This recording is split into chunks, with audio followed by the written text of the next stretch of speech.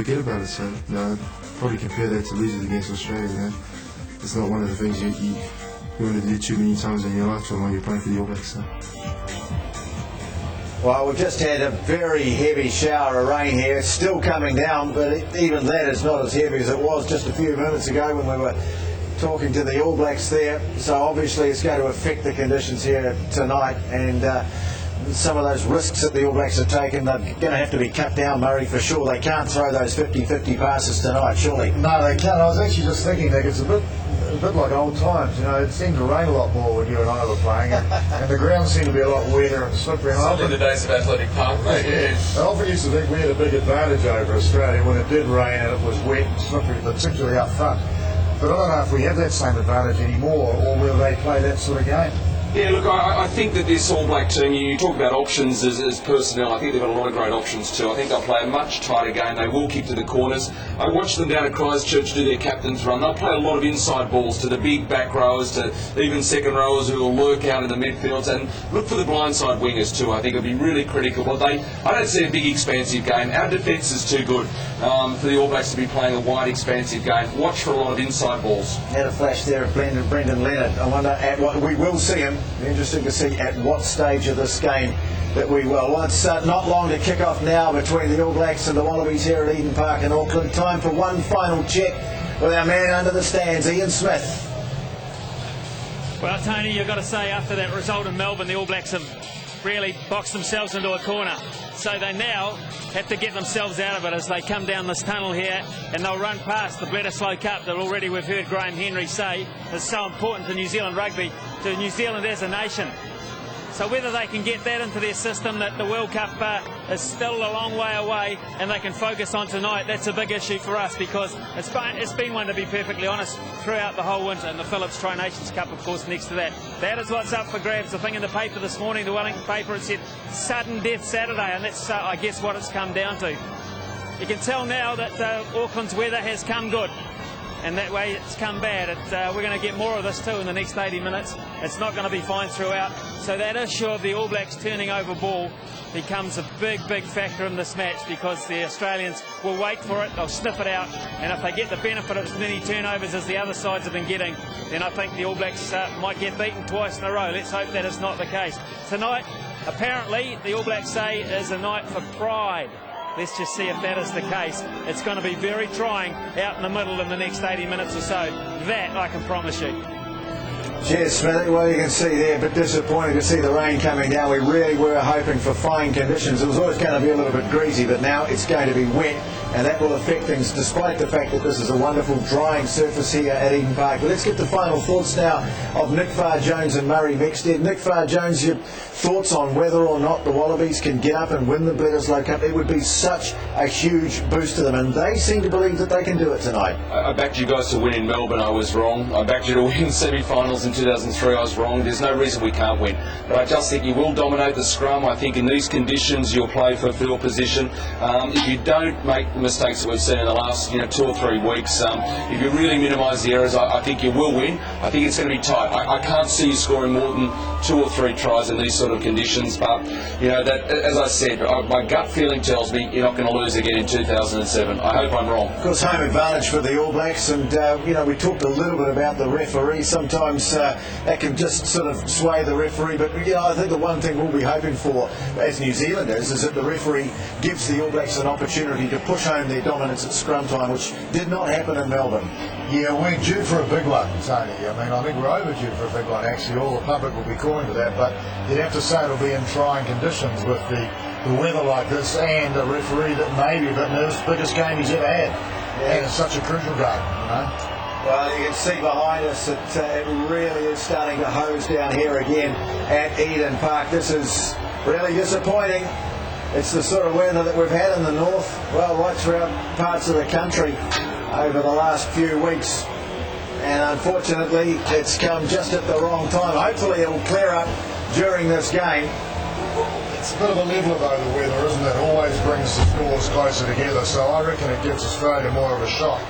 Although if this All Black team gets dominance up front, You know, they could force some powerful tries. Well, Eden Park is ready, the fans are ready, the All Blacks and the Wallabies are ready. Stand by for the decider for the Bledisloe Cup in the Phillips Tri-Nations.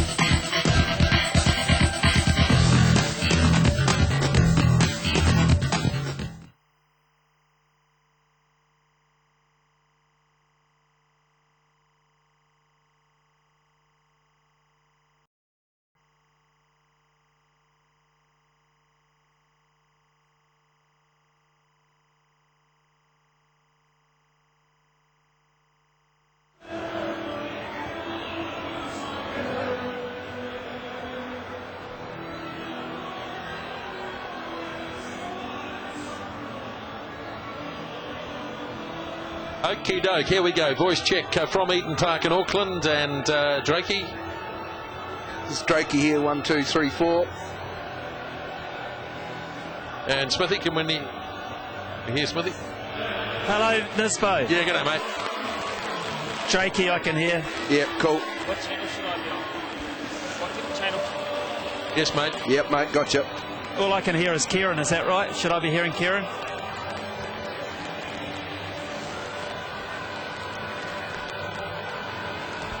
I got you, Kieran, here, coming through loud and clear here.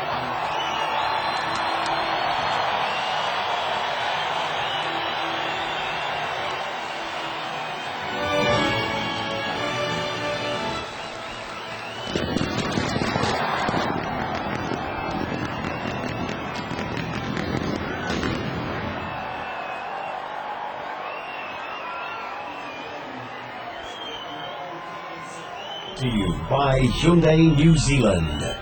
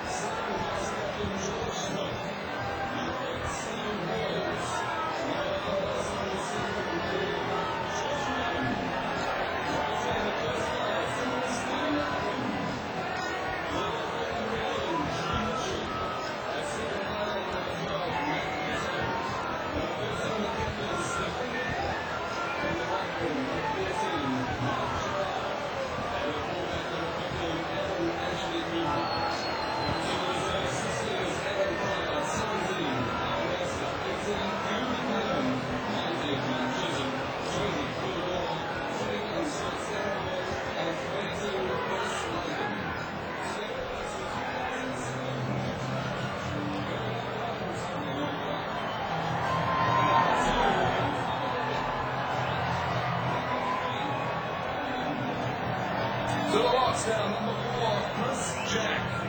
It's walking back to number 5, Keith Robinson. To the side of the scrum, number 6, Jerry Robbins.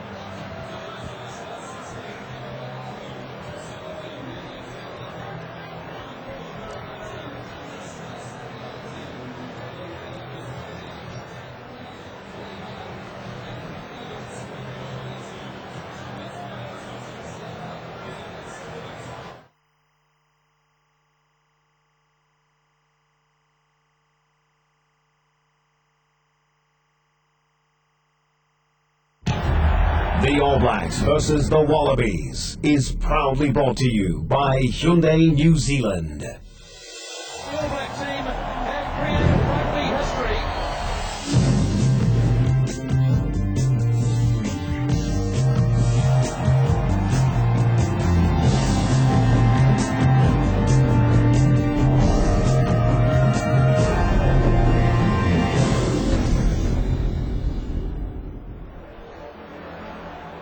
It's been 21 long years since Australia last beat the All Blacks at Eden Park in Auckland. But after the win in Melbourne 3 weeks ago, there's a certain optimism in the Wallaby camp that they can not only break that hoodoo, but in the process regain the Bledisloe Cup and the Tri-Nations Trophy. Yes, it's a crunch match here at Eden Park tonight. Everything is up for grabs. And the news is conditions have packed up in the last 20 minutes or so. There has been a lot of rain in Auckland during the day, but an absolute tropical downpour in the last 20 minutes or so. So certainly for the start of the game, conditions are going to be very difficult indeed.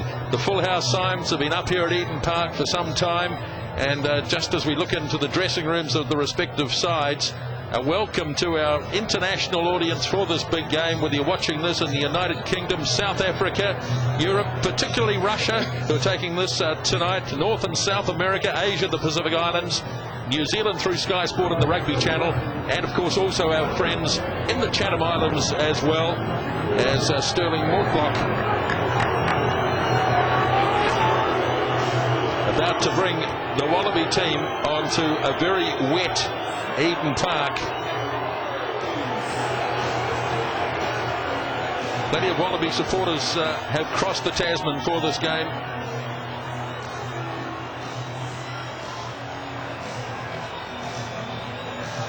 Well, the Australian forward pack tonight shows one change from Melbourne. Stephen Hoyle's taking over at number 8, with both Palu and Lyons on the sideline. George Smith remains a quality open side flanker, and his head-to-head battle with Richie McCaw always a key to the game. The front row remains unproven at this level, and it's certain to be an area the All Blacks will target. And tonight, New Zealand fans have the opportunity to farewell two of the greats from across the Tasman. George Gregan and Stephen Larkham go together like Lily and Marsh. But it's fair to say that over the years, Gregan has carried the higher profile. The former captain tonight, test number 134, the bench for the Australians tonight. And now the All Blacks preparing to leave their dressing room. They'll be well aware of the conditions that await them too. They've only just come in from having a warm-up.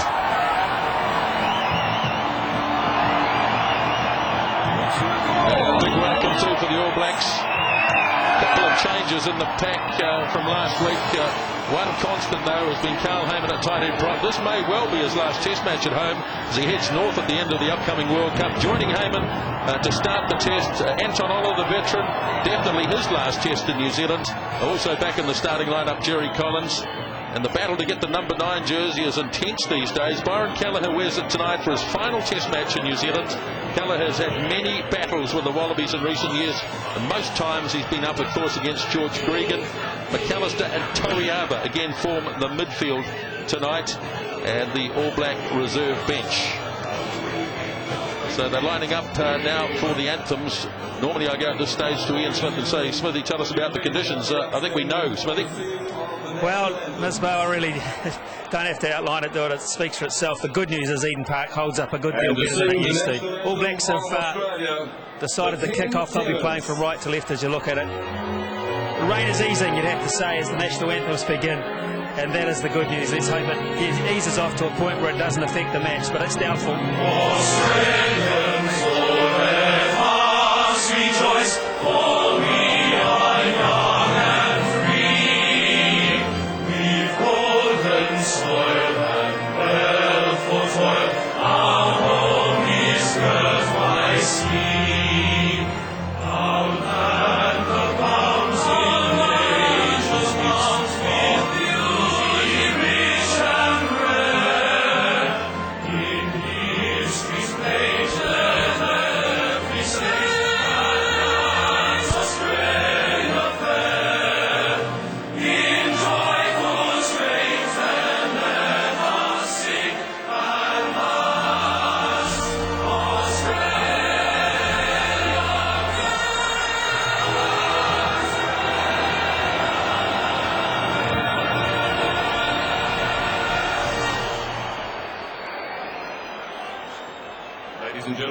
remain standing for the national anthem of New Zealand with backing from the Royal New Zealand Air Force Auckland Band to be sung by Chris Crow.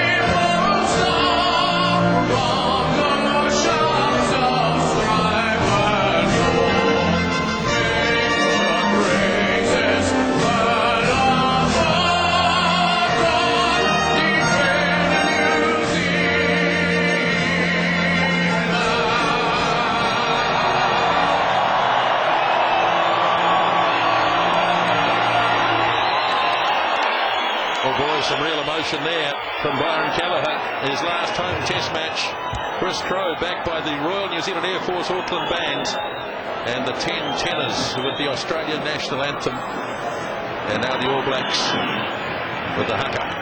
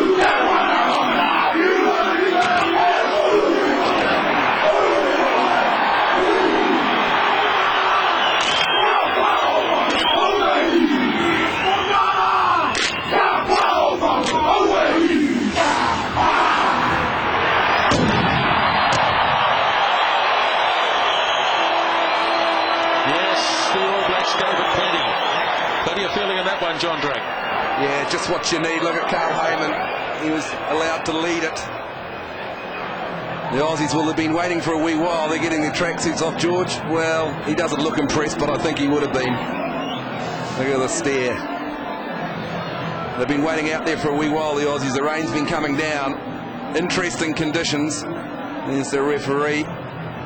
Yes, Nigel Owens of Wales has the whistle tonight. Craig Joubert and Mark Lawrence of South Africa running the touchline.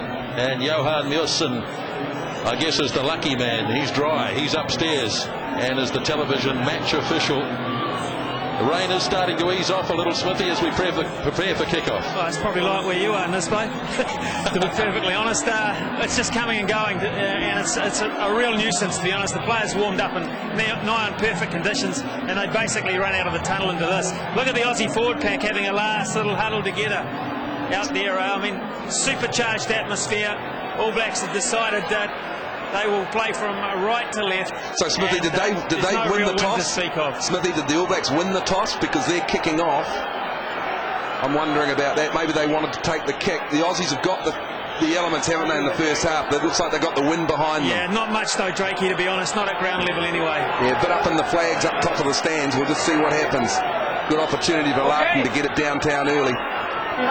So Nigel Owens checks with both sides. They're ready to go. The Bledisloe Cup and the Tri-Nations up for grabs as Dan Carter makes the kickoff and immediately claimed by Dan Vickerman for the Wallabies. And they get an early penalty.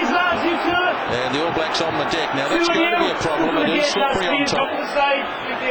Yeah, I think he might have got Woodcock from coming from the side. And Oliver, did he say as well? Body position's very important. Old-fashioned footy in these kind of conditions. Soft hands. So the kick made by Matt Ghetto, and it's a very good one too.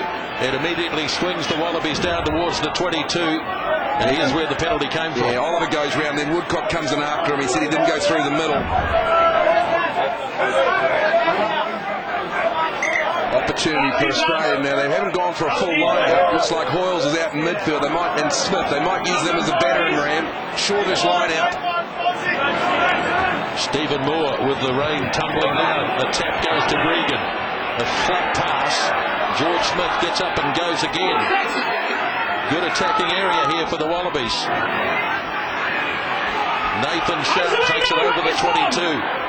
And it pops back nicely. Gregan works it away to Rocky Elson. And Australia putting the pressure on early here as Gregan shifts it on to Larkin. Just got in a bit of a tangle there.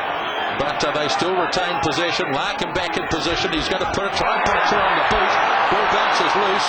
Gregan dives in, and he may well have got possession back, but there are plenty of black jerseys there. That's a turnover. Yep, they walked over the top and got penalty as well. I thought he did very well there, Gregan, too. I thought Soialo was just a wee bit hesitant. I don't think he saw Gregan coming on. He put his body on the line, but he didn't have the numbers. The kick from Larkin, Smithy, along the ground, pretty dangerous in these kind of conditions.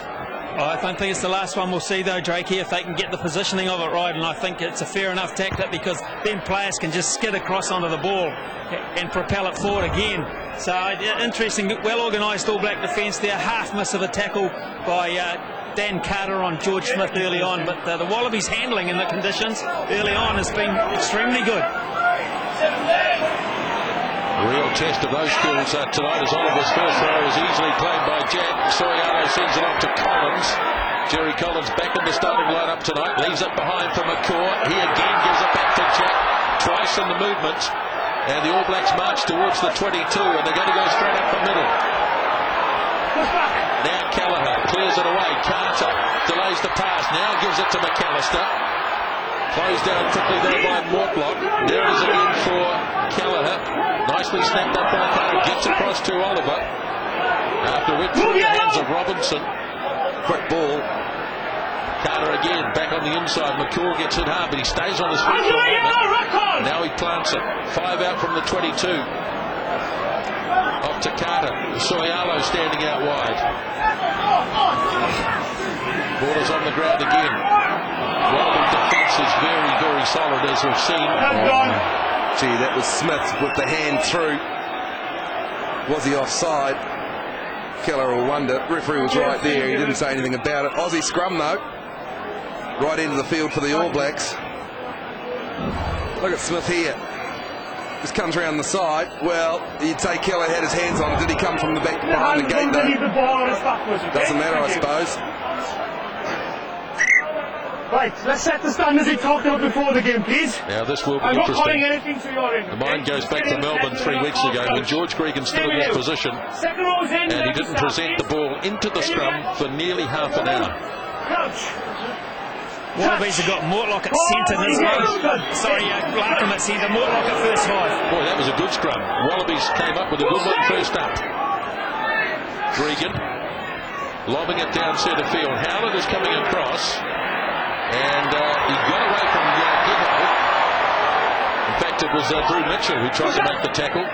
Snapped up by Oliver, and it's on the 2-metre line. 50-50, play on! Release it! Tough scrambling conditions for the game. The rain is virtually gone for the moment anyway. And Stephen Moore comes through and gets himself penalised. Don't think.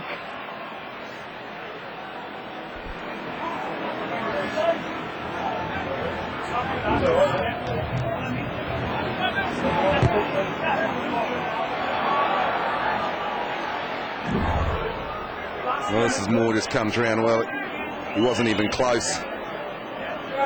This came from the All Blacks had to win that ball back. 50-50 ball went Australia, and the Maul just before that they got it back just.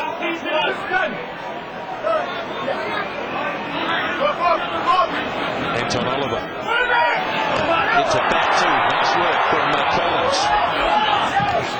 All Blacks through Tony Woodcock driving up towards the 22.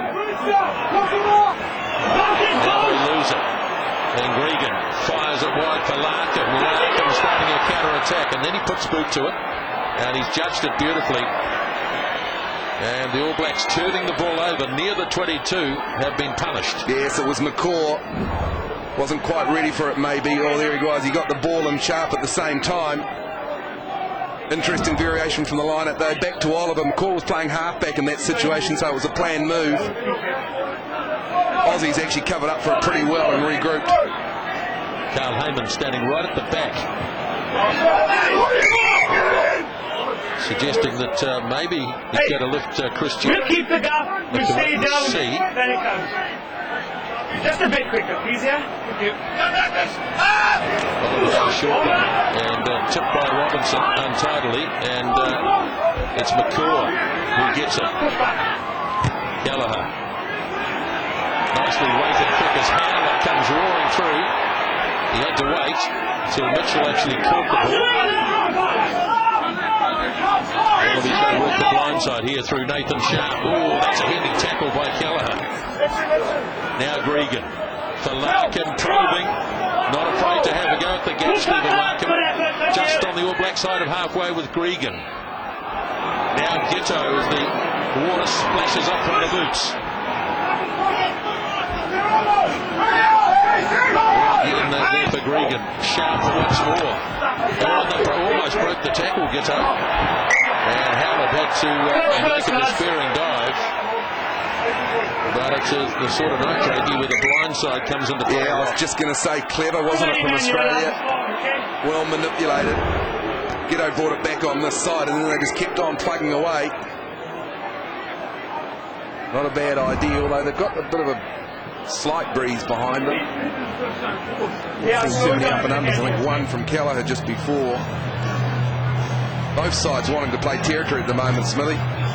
Well, in the conditions, it just makes perfect sense, doesn't it? But as you say, Australia getting the better of it at the moment. I'm still hugely impressed with the way they've been able to hold on to the ball and face some fairly stout defence. That's a big tackle by a little man on a big man, Kelleher on Sharp. But just the handling has been simply outstanding, and it's almost as if they half expected these conditions, Drakey. They might just have adjusted a little bit better and prepared for it. Yeah, well, the game is a bit slower with this, and so it is softer hands. They stand a wee bit closer together. A lot of, well, we've seen the All Blacks, haven't they? Pick and goes has been a feature of their game so far.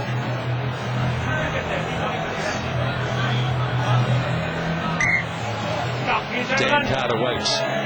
Okay, time on. As Anton Oliver prepares to throw. 7.5 minutes gone, and this one's gone the Australian way. And Collins looking to dig in and steal the ball. It's with Gregan. Larkin. Another test here. This time it's Dan Howard out from his 22. And nicely judged.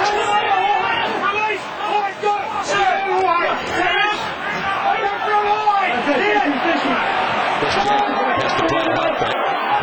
And a satisfactory pass back to Carter, and he's got wonderful distance here. That's a tremendous kick. Strictly taken. The Wallabies away here. Now, touched. Well, he's given it to New Zealand. Yes.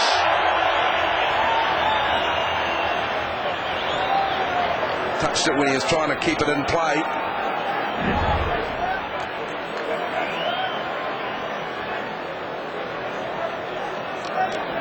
Yep, good call. Craig Joubert Man on the far side making that call. Oliver again throws. This time he does get it right. McCall up to Soriano. Referee's got the arm out. And there it is to be carried on by Woodcock. All Black slippers though they mean business here tonight. Branching run laid back by Collins. Now McCall. He's got another advantage. And he might have a word with Elson too. They're not happy, the All Blacks. That's pretty cynical from Elson. It's a lone ranger here at the moment. Now he gets a few mates.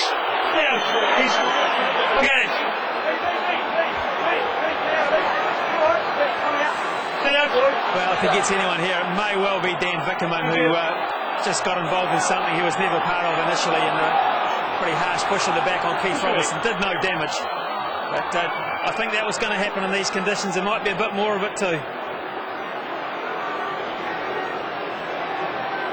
Right, obviously with the practice, I don't know where what started or what went on. Initially there wasn't much going on. 5 goals has come in.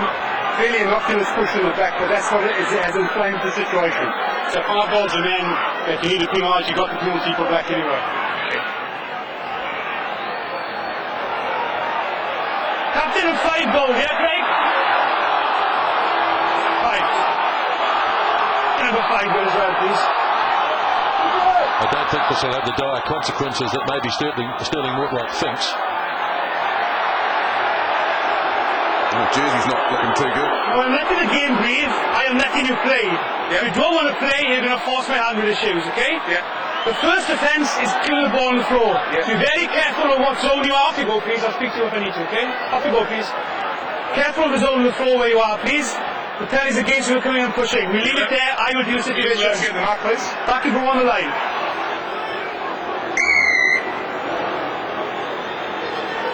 So there it is, all sorted out. It was a great build-up though, wasn't it? A lot of forwards getting involved, going through the middle of the ruck, which I like to see. There he is, Elson, very cynical. And this is what you picked this, Smithy. That's just dumb, isn't it? The other thing just of interest there, Nisbo, was that Richie McCaw came into that little meeting uninvited from about 25 yards away. Now he's been, I guess, the subject of some speculation about his involvement with referees. Or non-involvement, should I say. Yep, dead right, and there's the penalty goal, the first points in the game, as Dan Carter converts with a penalty. 3 points to 0, 10 minutes gone, first half.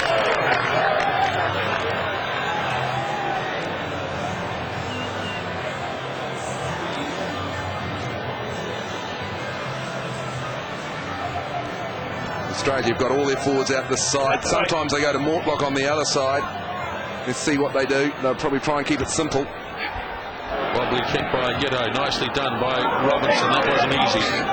Swirling around. And good ball presented to Kelleher. Here's McAllister with the kick. Adam Ashley Cooper hasn't had much to do so far. And he's got it away nicely. Well, a hand forced on John Connolly really to have Adam Ashley Cooper, who played so well in the Test match in Melbourne, on the wing. But of course he lost Huxley. Oh, hello. Now they've gone back to the 22. Sure about that one, Draggy? Unless an All-Back caught it. When he... Let's have a look. So he's taken it back into the 22. Yes, he touched it, didn't he? Technical. Yeah. So another opportunity for the All Blacks. Full line out. McCaw at halfback. Not taken cleanly. Jack's got his hands to it, but spilled it away. Now the kick is made downfield. Again Howlett tested under the high ball. This time he doesn't judge it well. And it's in touch, but it will be Wallaby ball. Well, he's had a fair bit of experience at fullback, Doug Howlett, so he'll be used to the high balls coming in his direction. 2 against the straight for New Zealand at line out time. I'll be a bit concerned about that. Yeah, good, yeah. Although they've had the throw-ins. Don't give me any reason to now stay where you are. Bit of blood from the Aussies. Yes, the referee wants that tidied up, so he's just going to call time here for a moment. It's been a rough, tough start to this game. Nearly 12 minutes gone. And sadly, the rain looks as though it might be intensifying once again. Eden Park, though, really is in super condition. You know, the good old days, John, there'll be puddles everywhere. Oh, yeah. No problem with that. Smithy, you talked about Australia's ball handling. I've been reasonably impressed with New Zealand's pick and go and the drive that they've got on, particularly through the middle of the ruck and wall. Don't miss these lads. 5 and 1, stay where you are.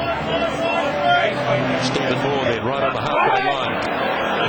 Nice throw for Sharp to drag down. Now here's Smith. Smith having a crack at the defence. But down he goes, just on the All Black side of halfway. You can see all the water splashing around as it's off to Gitto. Fires up right. Great tackle. That was a classic hospital pass. And Howlett anticipated it and has dropped Drew Mitchell. Again, Australia trying to use the blind. Set up well in midfield. Doug Hallett gets there. Ball and all. Gitto comes around to cover it up, but it's too late.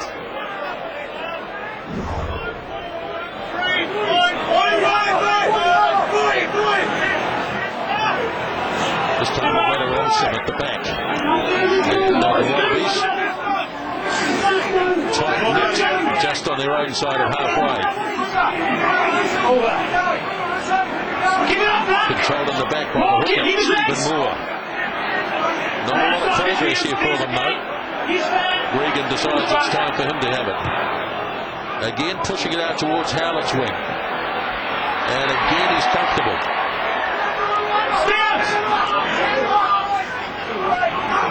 Now Carter with one of those long raking kicks of his has Mark Gerrard after it, and good hands from the winger Ashley Cooper. His kick won't go into touch. Mills Muliaina, first touch I think of the game, as he brings it up over the halfway line. Ball pops back for Kelleher. Carter just had to hesitate and wait for the pass. Again the midfield bomb as the All Blacks coming after it. It bounces clear. Robinson away for Kelleher. Gives it wide to his skipper. And Richie McCaw. Push back. Now it's cleared away again. Here's a long drop kick, but he slips. And it goes dead just as he made contact. Yeah, and just as the referee called advantage over. Pretty optimistic, you'd have to say, in these conditions on the cricket pitch too, Smith. Yeah, definitely the wettest area of the ground where the footing will be least sure. Great chase here by Doug Howlett in particular. Remember, he's been the subject of 4 bombs himself already, and that he just lost the footing there.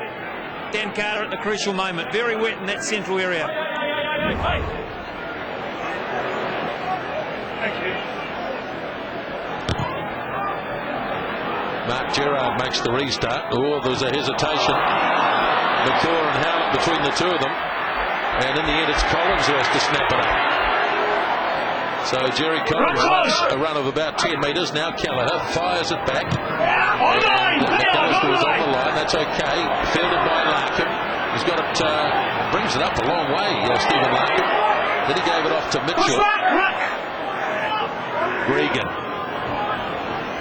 Here's a charge by Moore. Regan again. Gitto. Probing through the back line. Oh, good tackle had to be made too by Oliver. Regan again keeps it going in the same direction. And Sterling Morton gets crowded across the touchline. The ball fired to him by Nathan Sharp. Just for a minute there, I thought Australia had created an overlap. And you're right, that tackle had to be made. Not the last phase, but the phase just before that. They're creating a bit of numbers down the blind side, Australia, manipulating it quite well. Oliver throws to Robinson.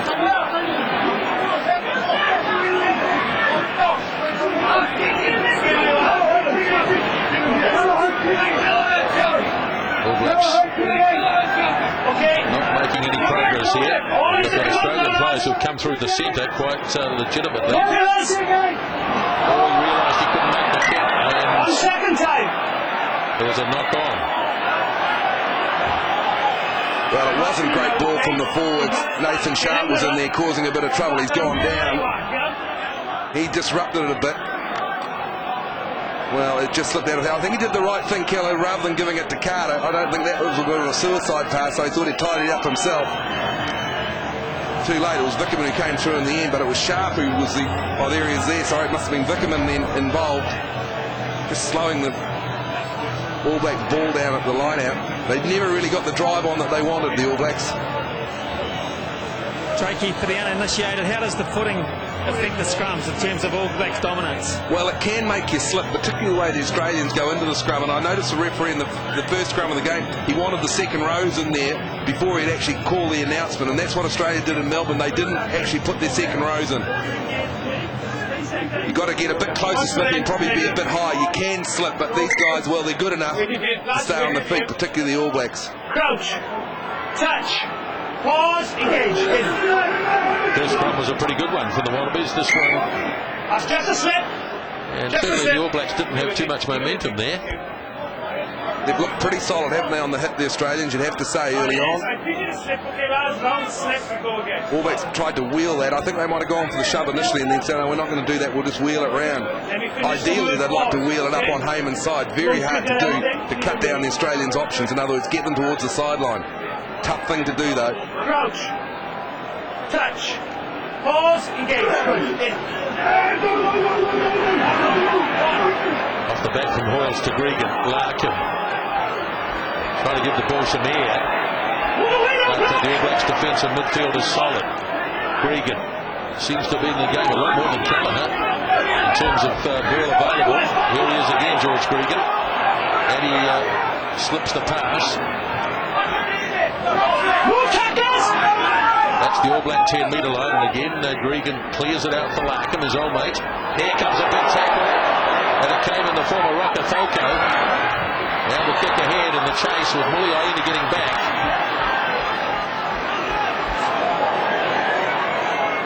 All Blacks looking or thinking about the quick throw. 18 minutes gone, and Joe Rokafoko off the line this time. Well, he had to, didn't he? They had a couple of numbers out wide. He spotted the hooker. Thought he'd close it down. He had to get him ball and all. The last engagement better, yeah? Sharp down in that play, I think.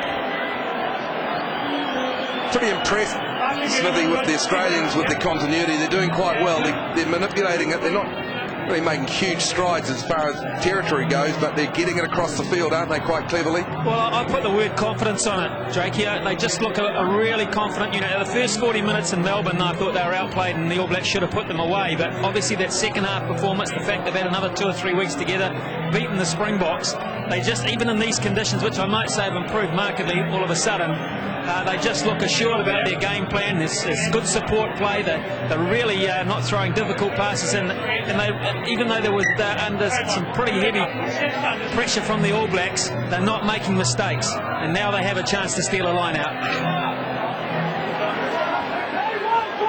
3 points to 0. Oliver throws, goes short to Soialo. Oliver takes it off him and gets good support from McCaw. And again, Kelleher not able to make the kick as Sharp came through on him. And the All Blacks immediately put under pressure. And now Soialo has to play half back. Carter waiting patiently. With some counter-rucking going on from the Wallabies. And Soialo found himself in the same position as Kelleher. Don't get it, stay. Now Luke McAllister's had to go back. But Carter said, I'll come in and take it. And he's got some real distance here down to Mark Gerrard. Now Ashley Cooper, and it gets closed down. They got away from Rokafoko and then ran into the referee. He got a bit of help too. Through the gate. Let's go. Gee, I'll say he did. Oh, gee, that's a tough call.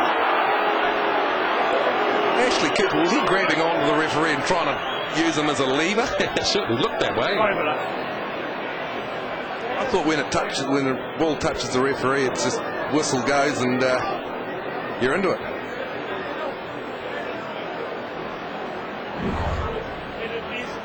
Had an opportunity to kick, decided to go for the run. Look at this, he's grabbing hold of him. Crouch, touch, halfway through the first half. Let us let Tri Nations. Oh, now that's the last scrum, the one before this. I just thought of what was happening on this side. Shepherdson going down against Woodcock. Referee's come onto this side. Shepherdson went straight down then. That's where the heat's coming from. So it'll be Oliver and Woodcock, and they'll be going against Shepherdson. I'll be saying, you're our man. That's where they think that they're leaving Dunning alone, leaving Moore alone, they're going to nail him. Here we go.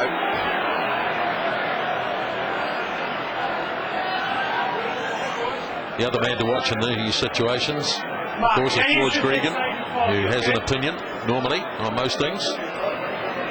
Well, it's almost like the All Blacks gave them a couple of scrum starts to settle them down, and now they're getting down to their work. Crouch. Touch. Pause. Gets it in quickly. All Black scrum getting better, left behind, and now the All Blacks should be able to cash in, and they do indeed, but Kelleher's pass is loose, goes back and tries to recover. Muliaina knocks it on, and the opportunity is lost for the moment. Should have done better than that. All Blacks, he knows it too. Miscommunication. Look at this. Shepherdson goes inside, Smith tries to pick it up, leaves it behind. He's in such a hurry to get out of the danger zone. There's the error. Pass to no one. Better to just hang on to it in those situations and just drive, keep the pick and go. Don't get the ball back behind the advantage line. Use the momentum you've got. Why are you coming back up? No, they're not. I want them in closer. We get closer. So get closer, please. In. Don't wait for them. I'm telling you to get in. In.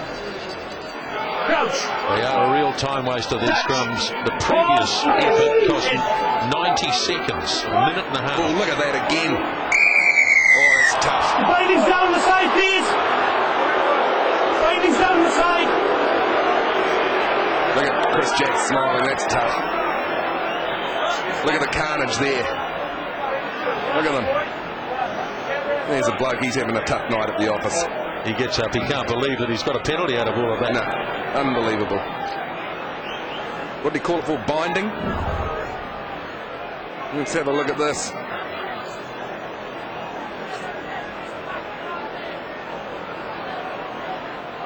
Yeah.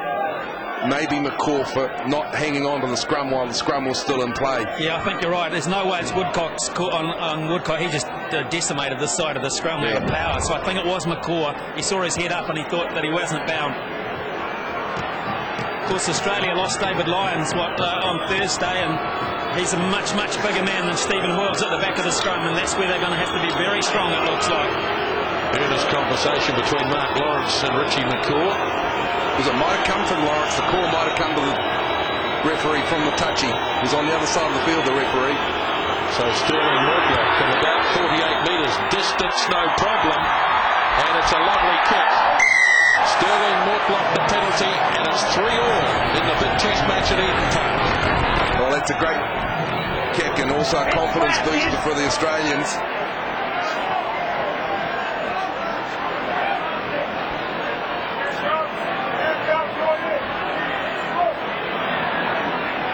So back to halfway we come.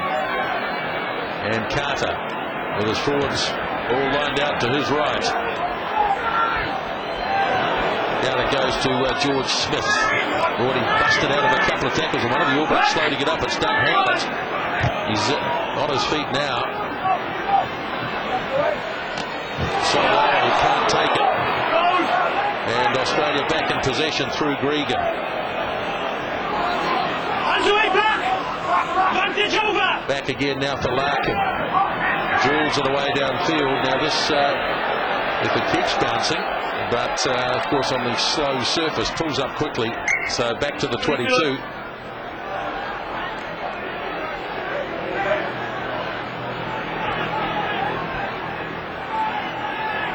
Looks like a bit of a nick over the eye of, or to the side of Keith Robinson's eye as the All Blacks make the 22 dropout. That's through Mitchell. And the Wallabies back in possession. Moore. Now Larkin. so it's a more look dangerous. Move tackles! Still 5 out from the 22, and Shepherdson fires it across to Smith, giving the ball a fair bit of air. Larkham dragging it. All Blacks in there contesting this.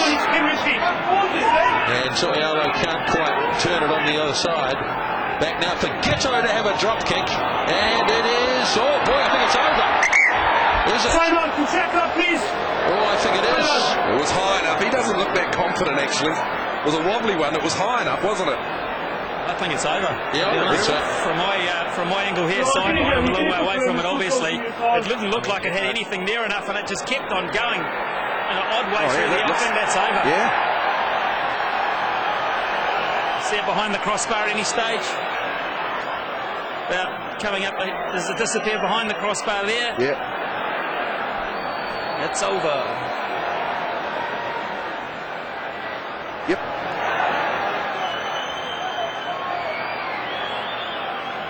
Just another look at that, and yeah, I reckon. Nigel? Yes. You may award it. Thank you. So a drop goal by Matt Ghetto. It was a long one too in these conditions, and Australia in front by 6-3. I don't think he'd be assured that he got it himself with the angle. He certainly didn't run back and do any high fives or anything.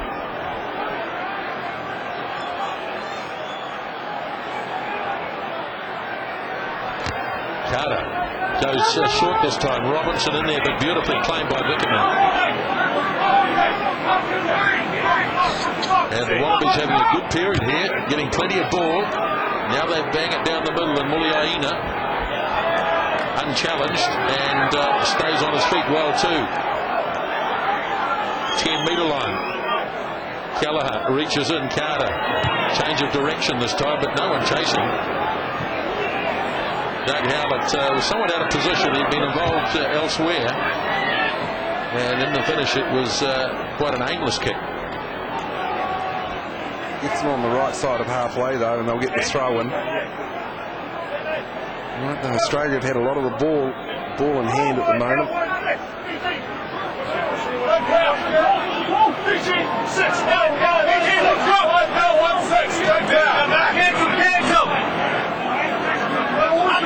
Oliver feeds, checked by Collins. Now Carter up to Toyaba. Move 10. Hasn't seen the ball a great deal, but there is a penalty coming. Yes, close ready. No, you've got an effort quicker than that, please. Off you go. Thank you. Stephen Larkham, last man up. He made the tackle on Isaiah Toyaba, and he just didn't roll in it way quick enough. And he's not too happy about it. He's held together with tape, isn't he, this bloke? But he doesn't shirk the tough stuff. Here he is there. Well, yeah, he's lying all over it, isn't he? To be fair, he couldn't get out, but he didn't make much of an effort either. The All Blacks were just looking to set it up, get some quick ball, and probably the pick and go straight up the middle.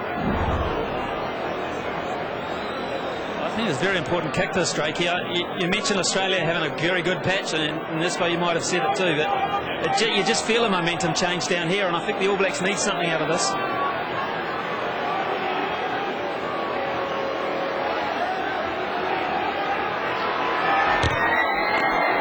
Looks good. Bang on target for Dan Carter. His second penalty goal. 6-all.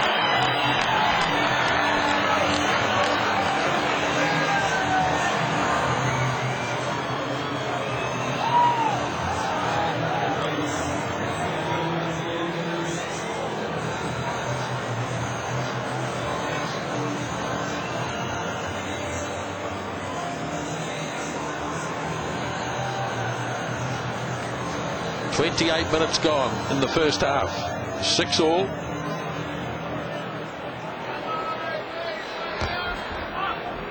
Kick off. Claimed by Oliver. Away for his captain, Richie McCaw.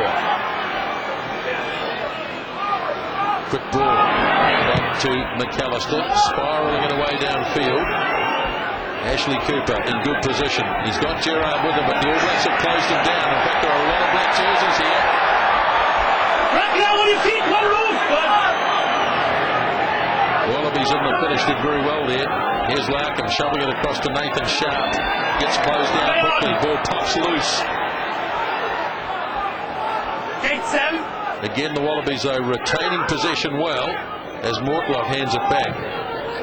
Gitto's kick spiralling away. Could be too far. Yes, it is. Oh, no, it hit Rokafoko. Yeah, mistake. Joe Rokafoko hit him in the field of play. He was never going to catch it. It looked as though it was heading out. Ooh, what was he doing here? Oh, dear. It's hard to do, even if you try to do it.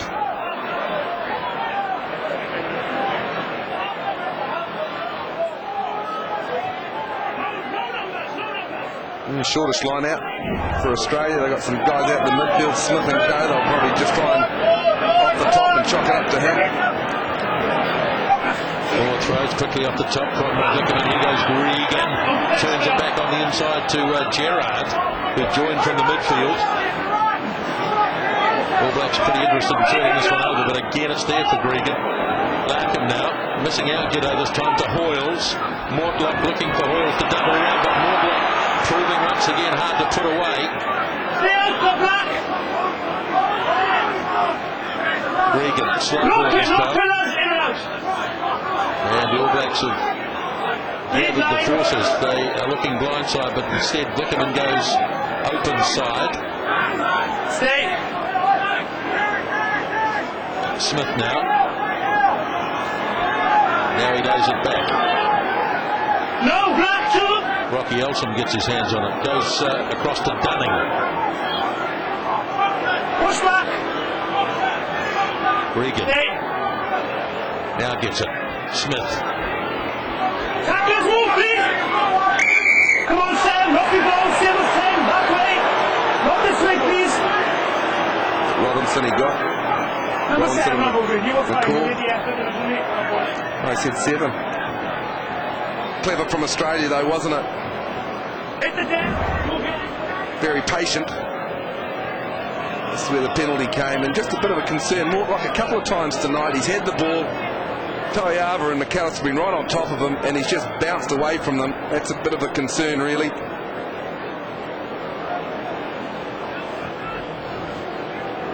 Gee, their continuity has been the dominant part of this for me, the Wallabies. I can't really remember them knocking the ball on or throwing too many wayward passes.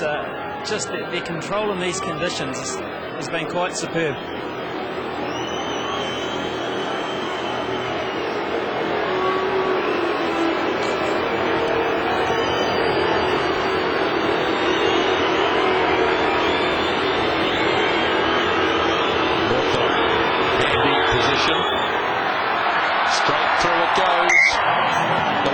Regain the lead at Eden Park. 9 points to 6. 7.5 minutes remaining first half. The thing that's impressed me, Smithy, is their ability to get out of trouble when they, when they've been tackled behind the advantage line. A couple of times, Ashley Cooper's been caught when you'd think in a vulnerable position. They've got the numbers back and they've kind of got out of trouble. They're pretty clever footballers tonight, the Aussies. Carter kicks long. Smith waiting back. Thought about a kick, then got out of the first tackle of Howlett. Regan. Back for Gitto, and good clearance by Matt Gitto. Landing his first ever drop goal in Test rugby, and it could be significant in the Great Wash-Up, who knows? Number please, guys. 3, 2, 6. 3 and 1. Stay there. Come back.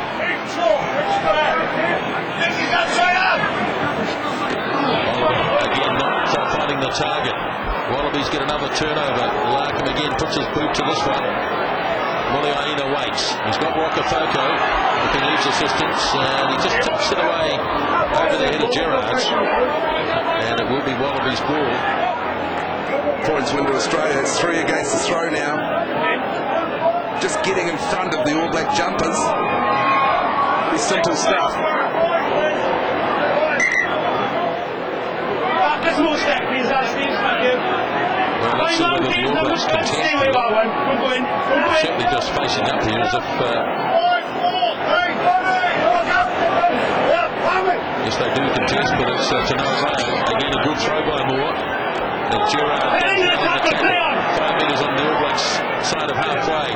Larkham drops it onto the boot offside play. Carl, you're too far in front for you allow that to go on, A okay? mile in front they were.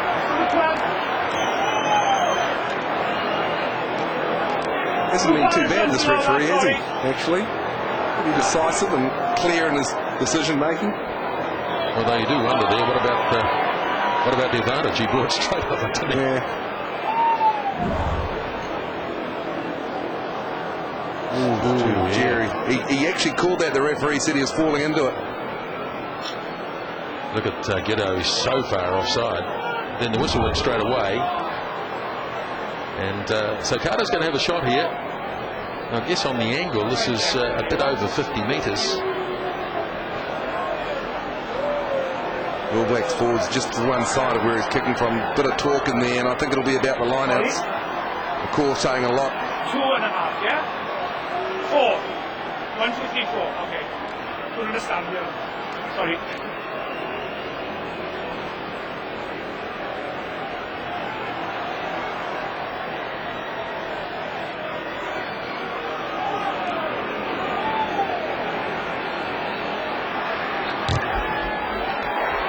Distance is good. That's an outstanding kick from Dan Carter. He's on song tonight with the boot. 3 penalty goals to him makes it 9-all.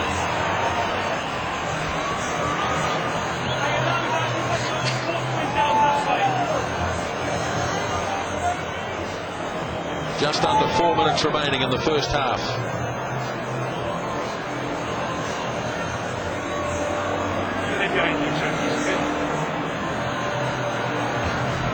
Keeping it low this time. Clever kick. Makes it hard for the All Blacks, but Kelleher waits patiently, gets the bounce. And his kick grabbing Ashley Cooper close to the touchline. Lifts it into the air, but I think he's kicked it out on the full. So advantage there to the All Blacks. And they'll be keen to cash in with just about 3 minutes remaining. Bit of talk going on in the short or long line out. Going for the numbers. I don't know if they just want to simplify it down, chalk it up and go for the drive. Jack's right at the back. Long way for Oliver to get there. Instead they go to McCaw. He tips it down, but it's into the arms of Vickerman. And another one has gone astray. Regan tips it ahead for Gerard to chase up, and he got it too. So the Wallabies looking to finish the first half strongly. Off for Larkham. Now it's with Sharp. Taken down by Collins. Snapped up by Dunning. Across to Gitto. Gets the call from Mortlock. And Mortlock looking to go through the centre, but Robinson nails him. Regan now. And Larkham's kick drifting towards the touch. It's not going to go out. And Muriaina up to Rakafoko now. All Blacks having a bit of a go here. Rakafoko gliding his way downfield. Then he puts his boot to it with a couple of players outside him. Ashley Cooper goes back and he has knocked it across the touchline. He's not Pele, Nisbo. That's for sure.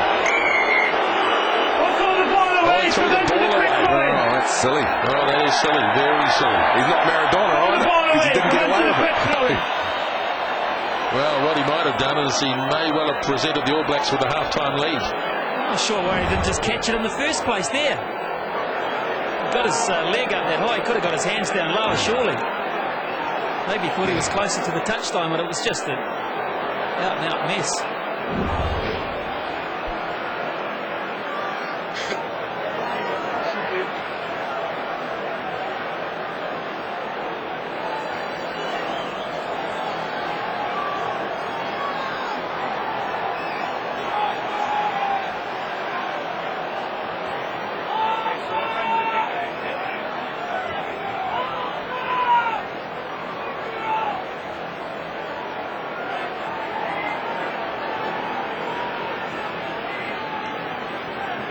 So he's 15 metres in from the far touch. Dan Carter.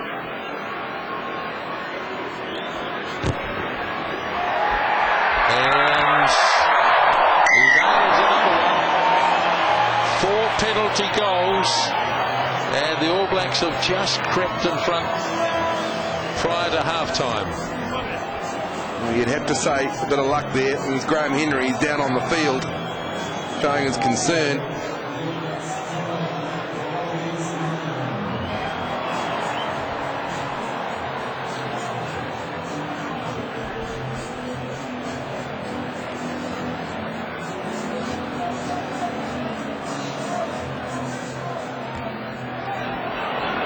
Again, the difficult restart, nicely covered in the end by Robinson. And the whistle to signify a scrum, but they won't take that scrum. Instead, they'll head to the dressing rooms. The All Blacks, with 4 penalty goals by Carter, to a couple of penalties and a drop goal, lead at half-time by 12-9. And you can just see the way that they've gone off the field. The All Blacks are in a bit of a hurry. They started reasonably well, but I think most of the first half, you'd have to say, is points for the Australians. They've been more consistent, they've probably been more accurate, they've been certainly better at the line-out where they've pinched 3 or 4 balls. Their scrums just held up, but there hasn't been too many of those. Larkham's been going downtown into the corners, smart football. All Blacks pick and drive was pretty good. Carter's been on good form. Kelleher, well, he needs to give better service to his backs. Both sides have been in front twice in the first half, but a late Dan Carter penalty has given the All Blacks the lead at the break by 12-9.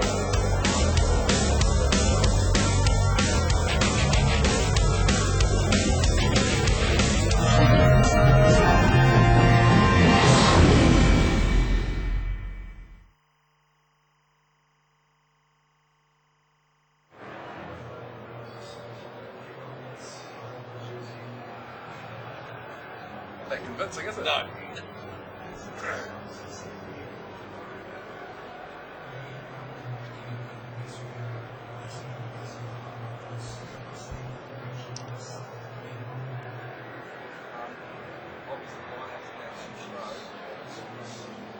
I'd have to go to throw, mate. It was 3-zip for the last line, and it went short. We've already lost it to. Well, I'd rather put it in as a loss, mate. Because I think rugby, you either win or you lose on the line out.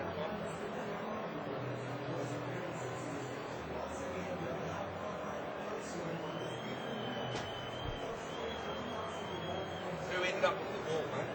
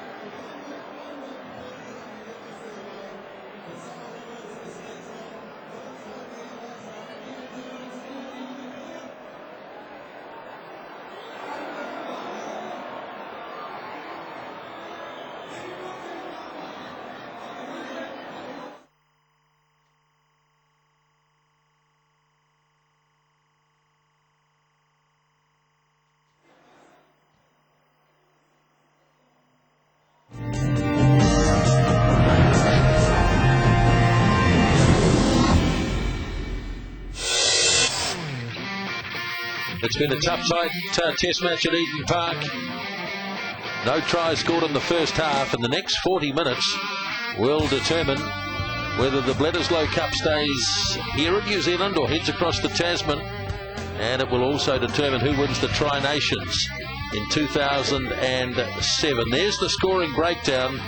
4 penalty goals by Carter, kicking at a 100%, 2 to Mortlock and a drop goal. by Matt Giteau is the extent of the scoring. 12 points to 9 at the break, and a little bit of concern at the All Blacks line-outs. They've lost 4 so far, with the Wallabies in there contesting on every occasion. And you'd have to be concerned because it's just clean beating the player with the hand in front most of the time. This was the last one. McCaw got it through. Clever play. You always take your metre at line-out time, but that's got to be a concern for the All Blacks. They started well. They dominated territory and possession early on, but then it's flipped over, and the possession that the Australians has got, not only is it 62 to 38, but it's been the quality of the ball they've got. Their ruck and maul has been very accurate. Handling error as well, reasonably low for both sides considering the conditions, but particularly impressed with the Australians considering the amount of ball they've got. And we've talked about the throws against the line out. Now that's a real worry for the All Blacks. Whether they're going to introduce Mialamu, I'm not sure. Low penalty count, but the penalties have been so vital, so it's going to be which end of the field you're going to play with, really. Larkin's shown his intention. He's gone downtown. Carter's tried to. He's kicking well with the ball, not only his penalties, but with the ball in hand as well. That's important. Look at turnovers, 1-2. Australia shading everything except for the one up the top, which is the important one, 12-9. Everything to play for then in the second half, which will be underway fairly shortly. The Wallabies listening as John Connolly lays the law down. Meanwhile, it's Graham Henry in the All Black dressing room. Half time at Eden Park. Tight test match sees the All Blacks ahead by 12 points to 9.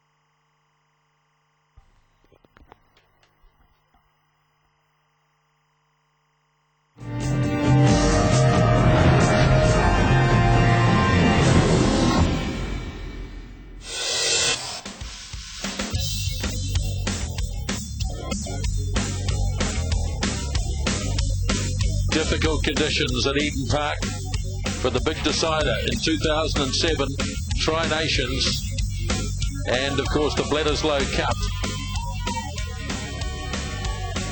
A look down from up on high, and fortunately at the moment not a lot of rain coming from that direction. but there's been enough in the last hour or so to last us, I think. It's been a game of big defence from both sides. Very few line breaks, and as a result, no tries. The last time we had a tryless test in New Zealand back in 2002 when these two sides met, and the All Blacks won 12 points to 6 in Christchurch. Mispa, if I can just come in here as we see some of the highlights of that half of the Aussie pressure around the fringes in particular. Big news from the Wallaby camp. Chris Latham on at some point very shortly, we've heard. Right. Thanks for that, Smithy. We fire a lot of stats around as we see Chris Latham. Great to see him back. We fire a lot of stats around in a game like this, Drakey, but one that's come up at half-time, quite a staggering stat, is that the All Blacks have not fed one scrum in the first half. No, only 5 scrums. You'd have to say the Wallabies, 3 good ones for them and 2 bad ones. We'll talk about the dominance of the All Black scrum.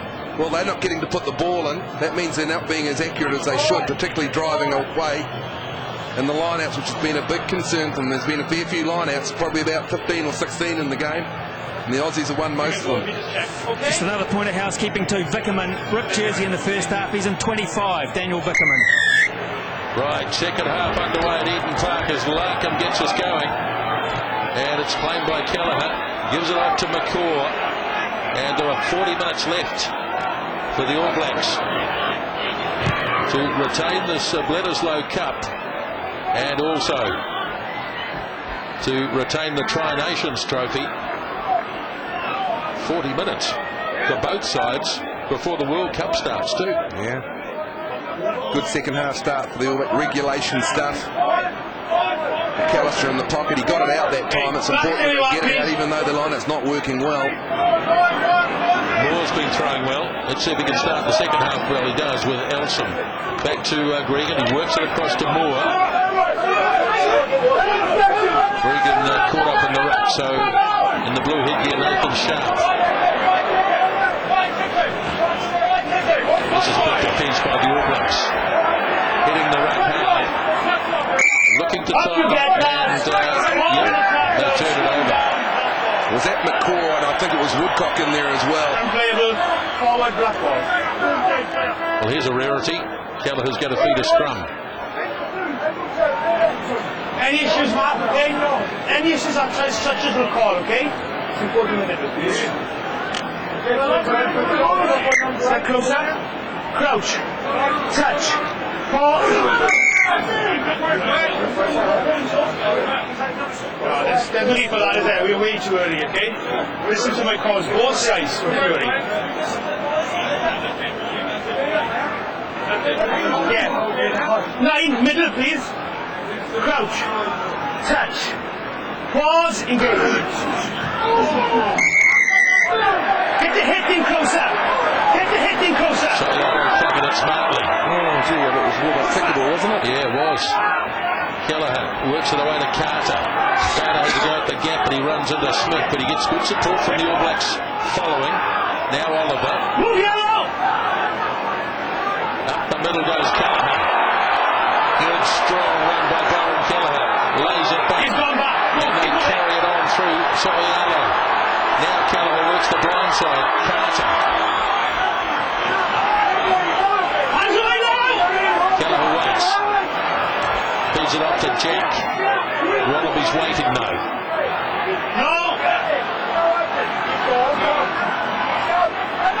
Soialo. Keep behind. Yep.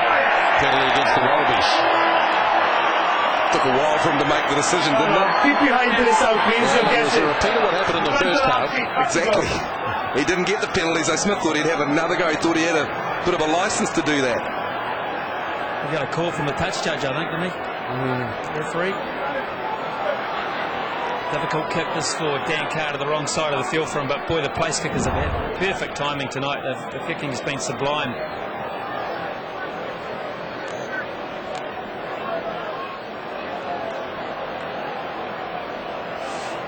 Yeah, bit too clever.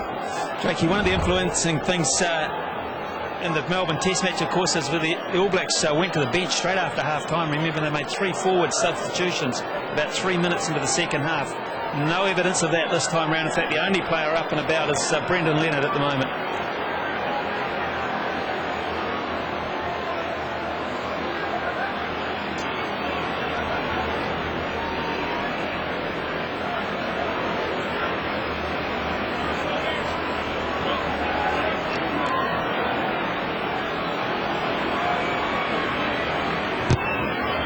He's on target tonight. That's 5 out of 5.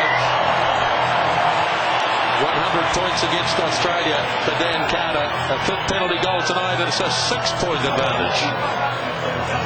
Crucial too. 2 penalties conceded by Australia just after half time.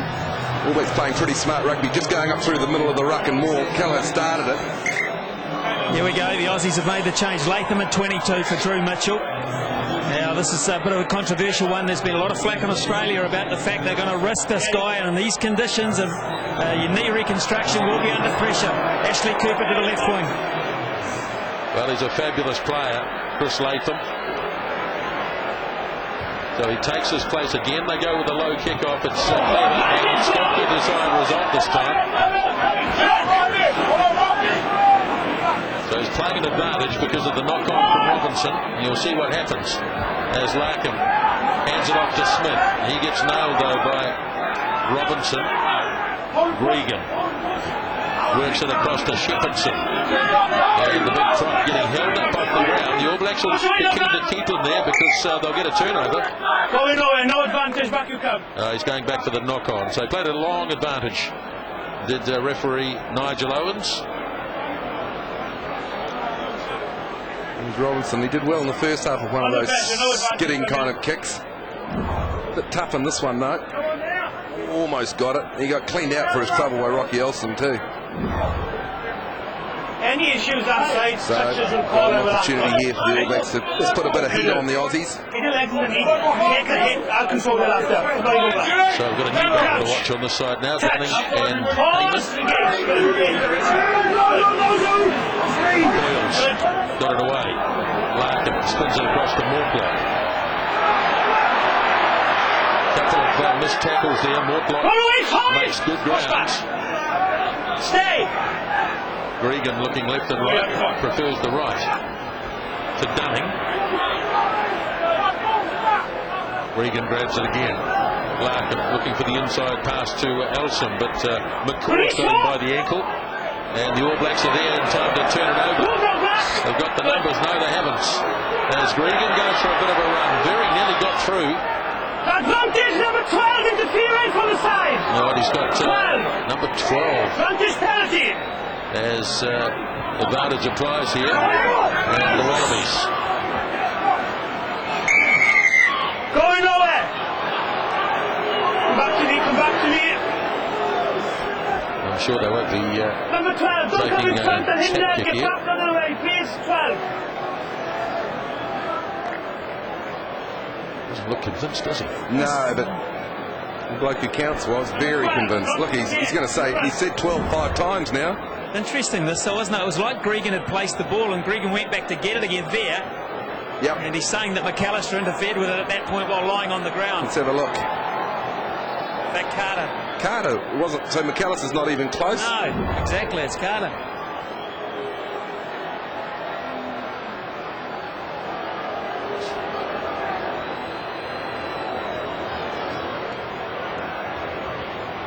Well, the goal kicking conditions aren't the best here tonight, but so far Carter and Mortlock 100%.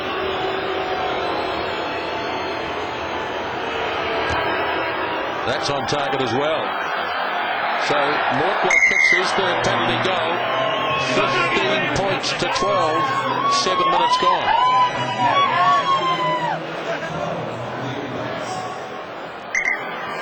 Two changes for the All Blacks here. Brendan Leonard at halfback, Kevin Mearlarn at hooker. Well, it's the end for two stalwarts of New Zealand rugby as they trudge off the field for the last time. Anton Oliver and Byron Kelleher. We won't see them in the black jersey on New Zealand soil again.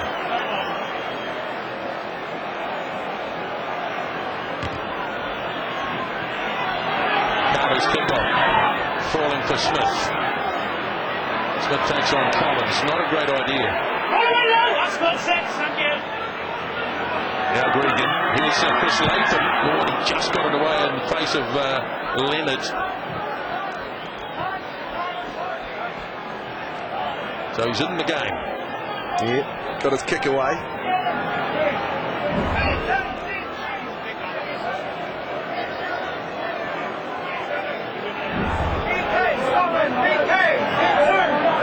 Pressure on Milano.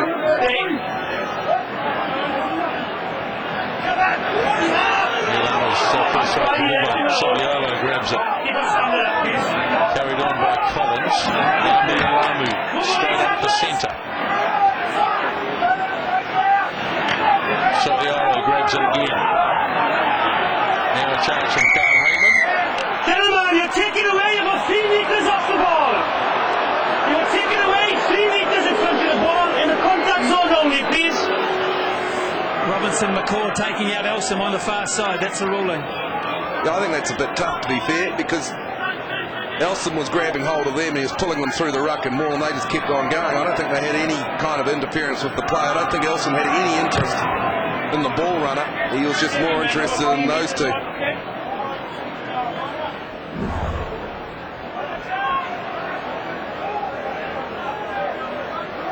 Well, yeah, maybe. Fair enough.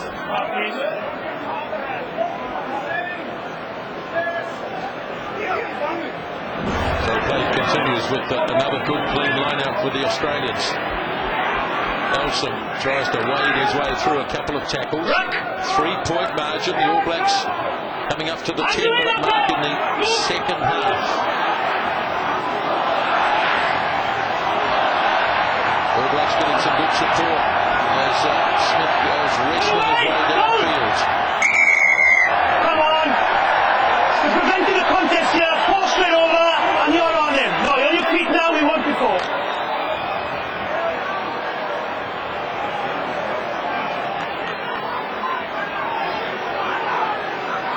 So we get another penalty.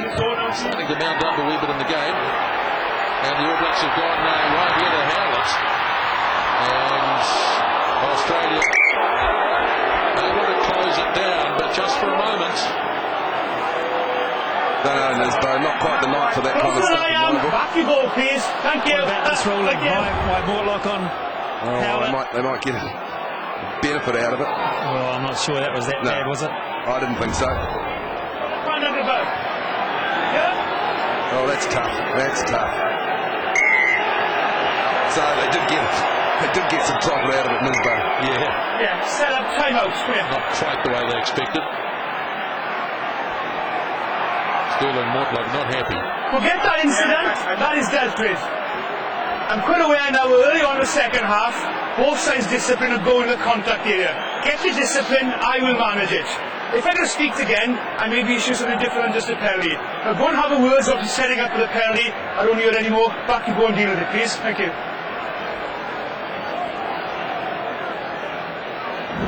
Well, he hasn't been happy with what's happening at the tackle ball area. Gee, that's tough. Yeah.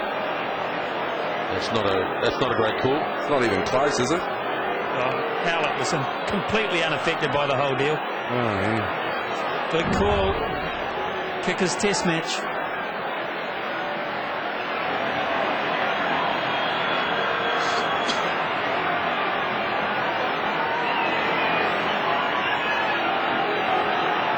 Carter then from wide out. That's another beauty.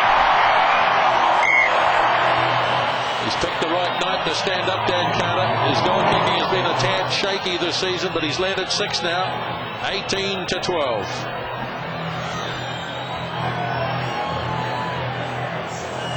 Remember, this was the ground where Carter went off against France with that injured left ankle, and the whole nation held its breath for quite some time, but he's put that memory of Eden Park behind him well and truly.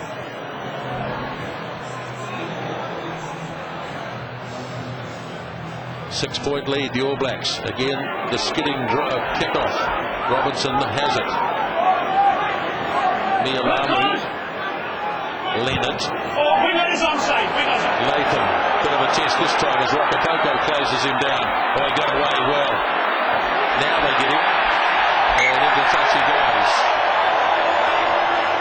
Good from Leonard, wasn't it? Good kick. High enough. Collins was marginally offside. He called him back. So it was intelligent from Collins. Rokotoko, well, he evaded the first tackle. Then he got 7 and 6 for his trouble. Never a good thought. Now the All Blacks looking to give the ball a little bit of air. Taylor got through. McCaw might have been grabbed early. Now it's with Toriaga. But it's a very close call, and I'm going to judge it. I'm sorry. Playing another game here. The referee says it's a very close call. It's a very close I'm not call. sure about this. Was it an sorry. Aussie hand pushing it The way back? I see it. Has given a knock on. The impression I got that was McCaw might have been tackled a little early. I thought it was an Aussie hand with you, Smithy. Either way. Smith was all over Carter, but he gets it away. Well, I think it's Hoyles in the white headgear, isn't it? Just pushing it back. Yeah, it is. well, it's off McCaw's head, which doesn't count. To be fair to the referee, he said it was a close call and he's done it one way or the other. He just got to play with that. Crouch. No, we've got to come closer, lads. That's why we're going down. We're stepping down. Let's get closer. Let's get your legs underneath. Let's keep the standard up like the last scrum. Let's get closer. Let's come in. Come in. Crouch. Touch. Touch. Pause. Engage. Now George Gregan. Oh, intercept. Here goes Leonard. 15 metres out in centre field. They need a halfback. They're going to clear it quickly as well. That's proving difficult. Chris Jack. Now it's there for Soriano.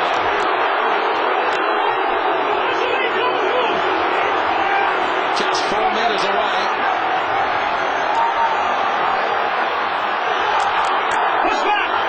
Probing away here at the Australian line. Kevin Mialamu's going to pick it up.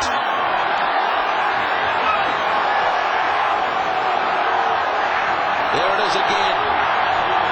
Another crack at the line. Again, Kevin Mialamu at 16. Looking to get his hands on it. He goes hard. Looking to get at the base of the posts. That's what his aim was. Up we get, gentlemen, please. Up we get. Everybody's got an opinion on this. Now let's see whether he goes upstairs and asks Johan Nielsen. We're going to check, okay? Quietly. It's got to be at the base, remember. It can't be a couple of feet John, above can you it. confirm to me if it's a try or not, please? I will have a look. That's why you wait for this.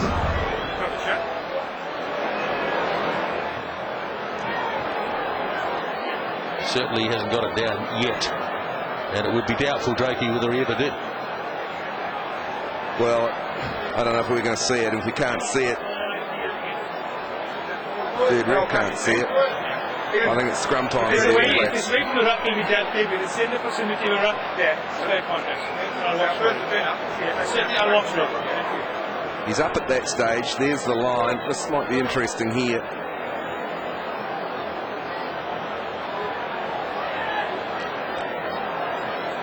Pretty dark in there, Nisbo. Can't see much. Yep. There's a Wallaby player underneath. You couldn't rule that he'd got the ball down to the base or even to the line. Nigel, can you hear me? We'll never see No, it. the ball is up in the scummage, I thought, yeah. Yeah, I can hear you, Jon. It is inconclusive whether that ball was grounded. Say again? It is inconclusive to me whether that ball was grounded. Okay, we're going to go for a scrum 5 attacking ball, okay? Thank you. Scrum down, inconclusive, your ball. So there's the ruling.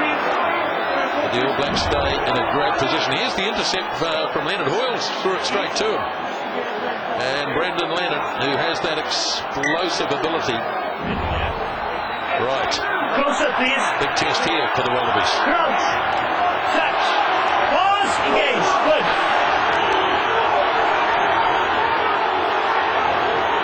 held in the back by Sofialo. Still there, but very hard these days to get a pushover, particularly at this level. Yeah, but Australia's got to be careful. Look at this. Look at their scrum. They were trying to wheel it, and the All Blacks actually just went straight through. If I was the All Blacks, I'd have another go at this, even for just the psychological value. Lots been talked about the scrum. This is an opportunity. Just watch the Aussies. They're going to try and wheel it.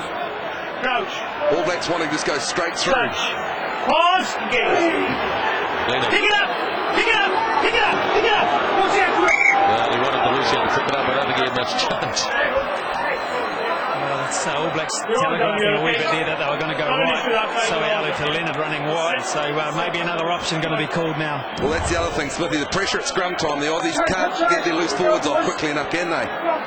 They have to stick in there, and that just gives you an opportunity.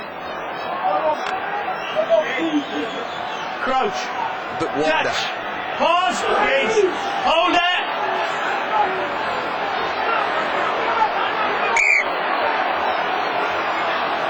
Once again, Leonard pulling up to this near side. These last two scrums are not a problem. They slip on both sides of slip in, okay? Bring closer, yeah? Bring it, okay? Don't slip back, yeah? Not an issue, both sides of slip in there. Well over 2 minutes taken up getting this scrum organised. Square, please. Well, it could be worth it, Lisbon. Yeah, you never know. Closer. Crouch. Touch. Pause. Engage. Oh, he's going down big time. He goes so late. Stay out. Stay out. Push back. Push back. All Blacks desperately looking to get it back. They do. I am rolling here. I'm the other side, okay? Nothing from you. We go upstairs. I'm the other side. I'm sorry, lads. We get it. The All Blacks like it. Time out. You see that thing, no? That was interfered with, but I think that was Chris Latham.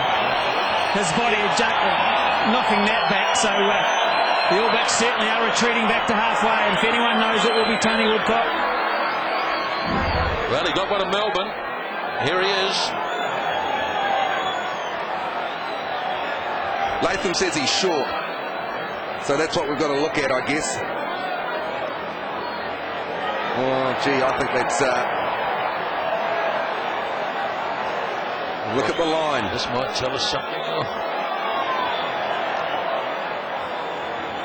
Well, it's a bit like the other one, isn't it? If you can't prove it, it becomes that inconclusive call. Oh, what about that one there, though? Let's... Here it goes. Yeah, I think that's over. I think that's a try. That one's the money one. Look where the ball is. It's on the ground. Did it get over the chalk? It must have. But I'm not the bloke who makes the decision, Lisbon. No, here comes the ball. Can you hear me? Yes, I can hear you. That ball has been grounded. The ball has been grounded. Yes. May award the try. Oh, he's going to give Ball it. is grounded and may award the side. I agree. Thank Tony you. Woodcock has done it again.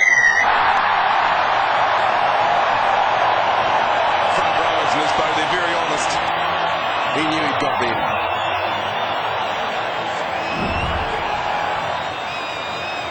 And let's not forget the scrum where Dunning collapsed it. Couple of runs so far from Leonard, and he's done well every time.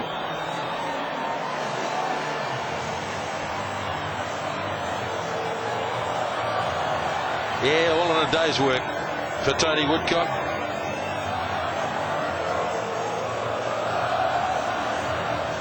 Now there's some work for the Wallabies. Sterling Mortlock has given them a stern talking to. The All Blacks are pulled away here. 11-point lead with this kick.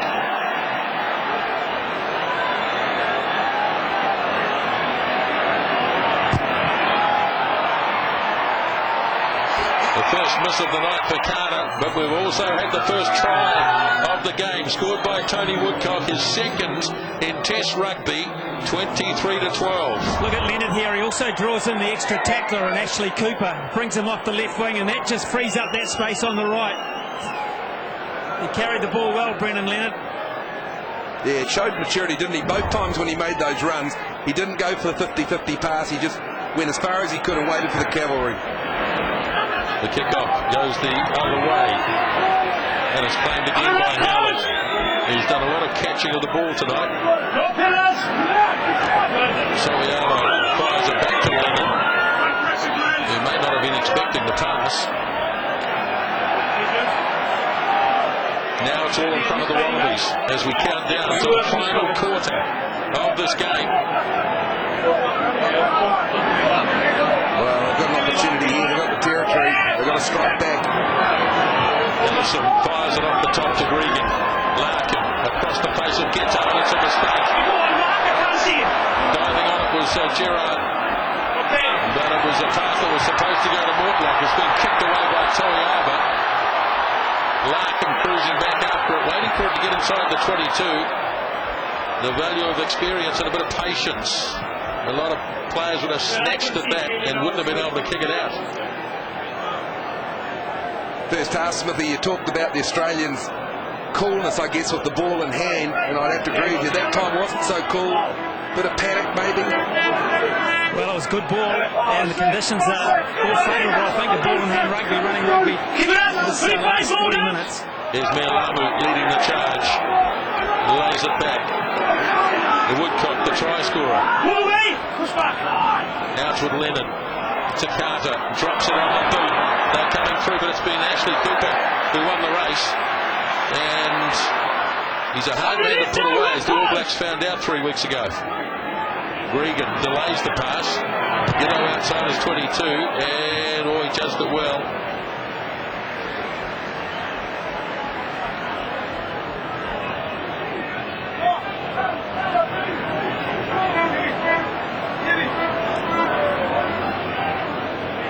Once again tonight, Jakey, we've seen the All Blacks get some real value off the bench. Yeah, well, Mealamu, he's the pick and go guy. We just saw it a couple of phases before that. One of the forwards gave it to him. Said, you've got the fresh legs, go. Getting him in the game, of course, we'll talk about Leonard. Chris Jack, another player who may well be playing his last test in New Zealand, as Carter's kick is high. A little bit of indecision. Ashley Cooper in the end, but he wasn't in a great position to take it. There was indecision between he and Larkin, but George Gregan. Now it's Hoyles handing it back. Larkin back to Gerard. And they're just looking a little flustered now, the men in the yellow jerseys. Well, pressure. That surprised me. Ashley Cooper came in, he had to get the high kick. Two changes for the Wallabies. Hugh McMenamin, big man, and 18. And he's on for Rocky Elsom, and also Phil Waugh for Stephen Hoyles. So two open sides they're going to play. They decide they want to really dominate the ruck and maul area, take Richie McCaw on.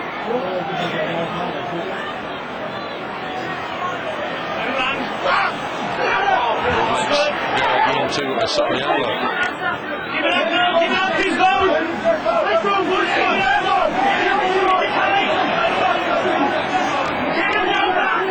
Ball in for Leonard. Again, he drills it downfield, but this time he's overcooked it, and they have to go back. So just a misjudgment from Brendan Leonard, and Australia get the line out throw.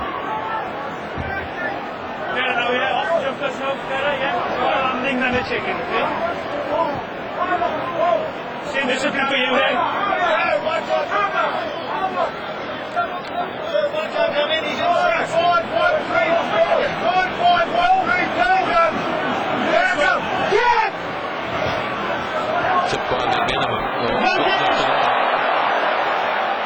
Mistakes starting to come into the Australian game. They made very few in the first half. As we mentioned, the All Blacks didn't get a scrum feed, which would indicate that the Wallabies made very few mistakes. Just pressure here, look at this. We went on first on, almost fighting his own player with the ball. Smith was thinking about what he was going to do after he caught it, before he'd caught it. All Blacks want a nice steady scrum here, and they just want to go downtown. Couple of options. McAllister. Crouch. Carter's on the blind. Pause. Engage. Good. Scrum fed by Leonard, and once again it collapses. Time ticking by, 16 minutes remaining. The All Blacks, current holders of the Bledisloe Cup. First presented way back in 1931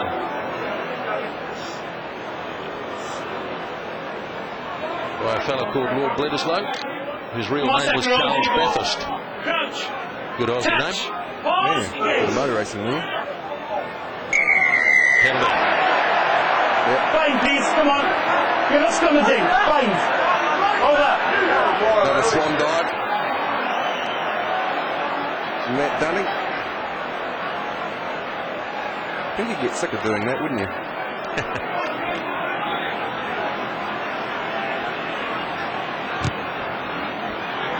So Carter drives the Wallabies back towards their own 22.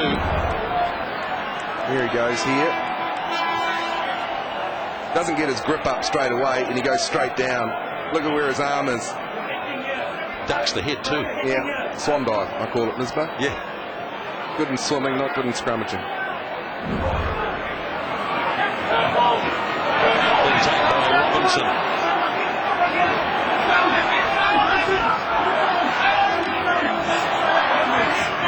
This in the second half from the All Blacks. Sorialo, industrious as ever. Nialamu working here, likes to get his hands on the ball. Given Nialamu, and he's got it again, but they read it pretty well this time, the Wallabies, and they've shown it.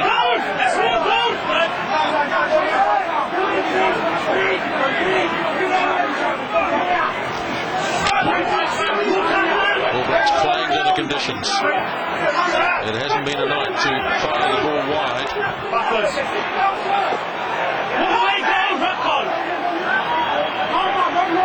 Now Leonard looking to the quicker man out wide. Here goes a drop kick on the right foot from Carter, which is most unusual to see, but he's just pushed it wide. So he's had a couple of goes, Dan Carter, tonight, unsuccessfully. Well, the ball was so slow, he was going to do something with it in the air. Look for that option. Australia, you'd have to say, did pretty well defending the pick and go from New Zealand. Slowed it down, they ran out of options. 11-point margin remains then. Muliaina has to go back. Back to Collins. This is always exciting stuff. Bang! Jerry Collins winding up, makes about a run of about 20 metres. Leonard looking round. Awkward for McAllister. He's put it over Latham's head. And Chris Latham, who favours the left boot, gets round onto that left boot. And then nice spiral and tug. Oh, what a great kick. It's a great kick. That is a wonderful kick. Well, yeah, if that's his bad leg, I wouldn't want to see his good leg. Well, this is what Australia need. They've had very little field position in the second half. No chance really to create anything in an attacking vein. So now they have an opportunity if they can put pressure on this Nialamu throw.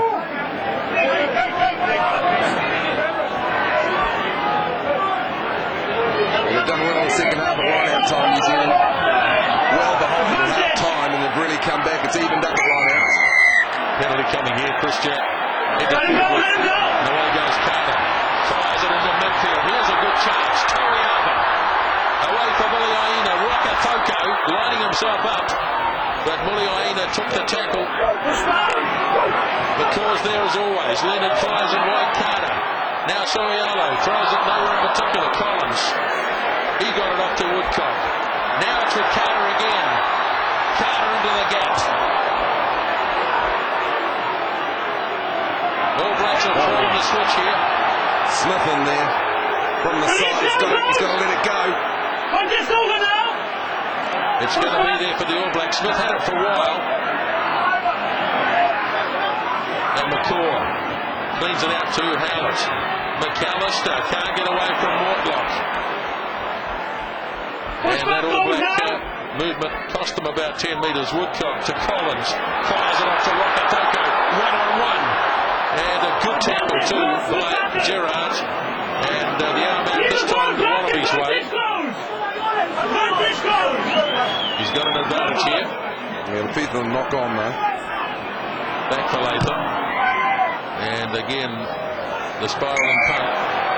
No advantage. Pressure on the kick. Scrum down. Don't know if Australia want the scrum, but there you go. Good defence though, wasn't it, Smithy, from Australia? Mortlock, then Gerrard. Well, the big tackle was on Dan Carter quite early on in that piece of play when he looked to free his arms between two players, which created a 2-on-1 overlap on the outside, including Doug Howlett's face.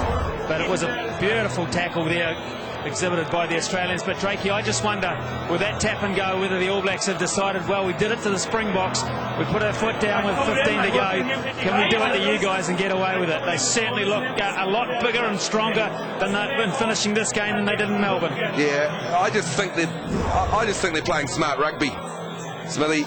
Carter, he saw the opportunity out wide with Toiava and co, and he made that option. I think they're kicking when they have to. I think they played smarter football, particularly in the second half, mainly because their set pieces has got a bit better. They've actually put some balls into the scrum and they've won some line-outs.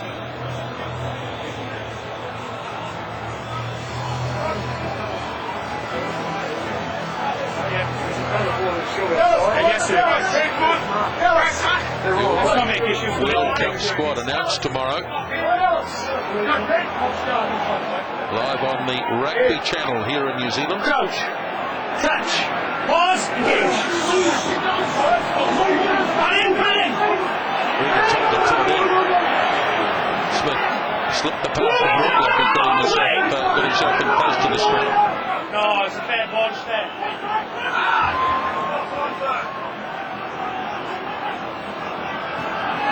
Regan back for Mark Gerrard.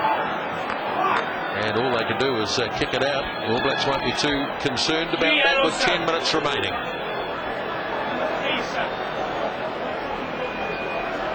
Well, Australia, they've got to do more than that. They've actually got to play some football. Territory and possession's gone. It's sad on them, the second half.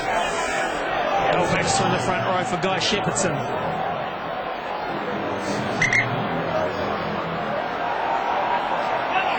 Leona right over the side. Here he is. Taken by Jack. Soriano.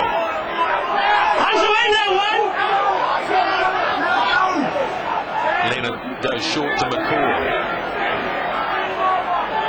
Straight back into the heavy traffic. Neil Amu. No. Left it behind this time. Leonard instead. Collins now. Managed to slip the pass, Wakatoko. Once again finding this Wallaby defence hard to breach. McAllister ridden down on the tackle of Ghetto. Carried on by McCaw. Lennon. Quick pass by Mialamu. Clever. Toiava. Now Mialamu again. Slips it nice hands again. But Muliaina well held. But he got away. Slings it wide, McAllister.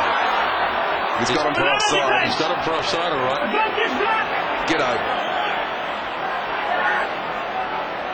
Cynically so, to cut down the All Black chances out wide.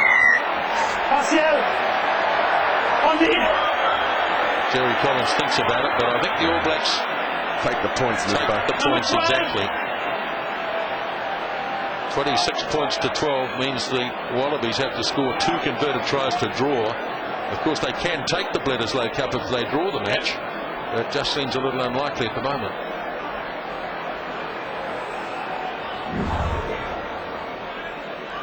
Well, he was well covered here, wasn't he? You thought. Goes again. Look at the desperation from Larkin. Getting back. This is pretty cynical. Season coming up, looking to 0 straight up. Adam Fryer for Stephen Moore in the front row, hooking for Australia. Just me, Drakey, or is Stephen Larkin really been taken out of this game. We've hardly called him, have we really, in the second half? No, in the second half he's done a lot of tackling, Smithy. Hasn't had the ball, hasn't had the front foot ball. You talked in the first half about Gregan, how much we talked about him compared to Kelleher. Haven't mentioned him much, have we? So Dan Carter looking to land penalty goal number 7. Any way to go yet. Andrew Merton's got 9 against the Wallabies in one game. There it is. Dropped from 6 points to 12.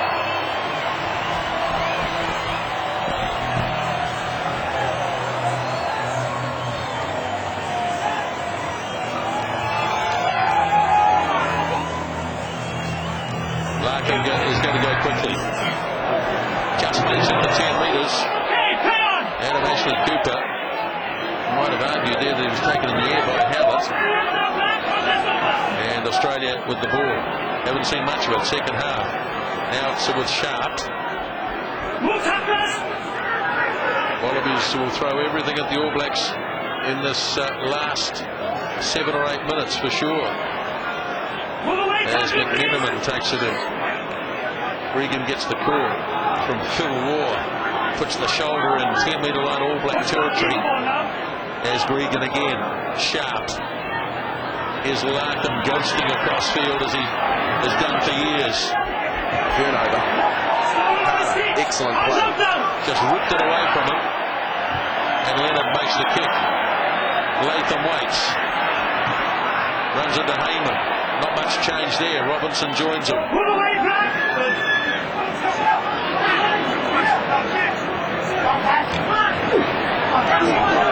felt that. What do you reckon? Kidney, Soriano.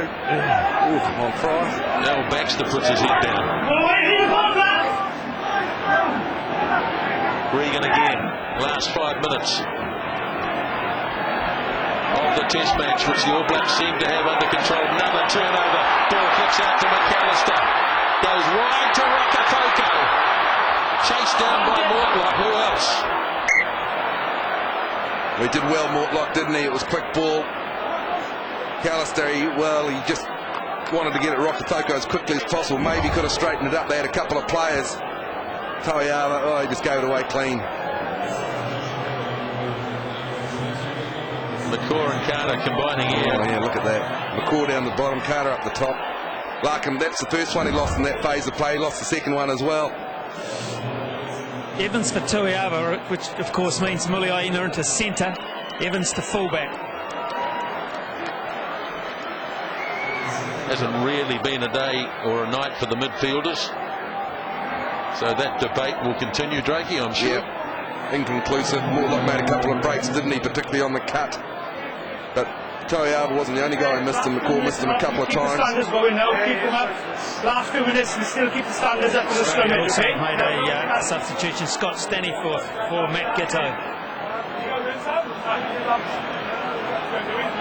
Time on.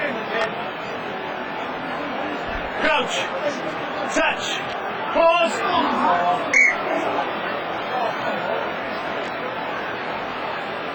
Lucky there, Australia. They hit before he told them to engage.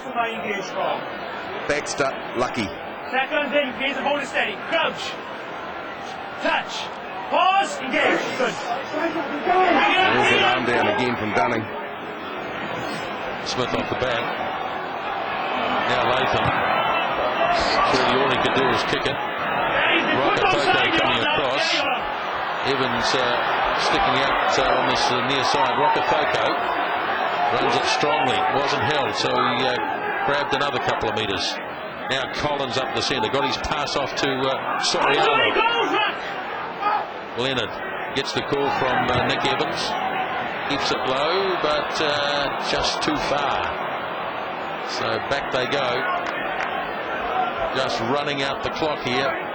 Bledisloe Cup safely in Rugby Union headquarters in Wellington for another 12 months.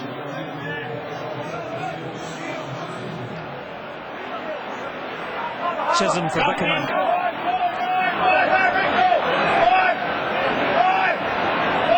Adam Fryer.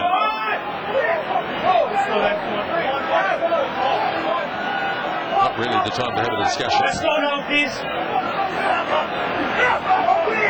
That's straight. There's some crazy things happening in that line out as Gregan has it. Move, Sam.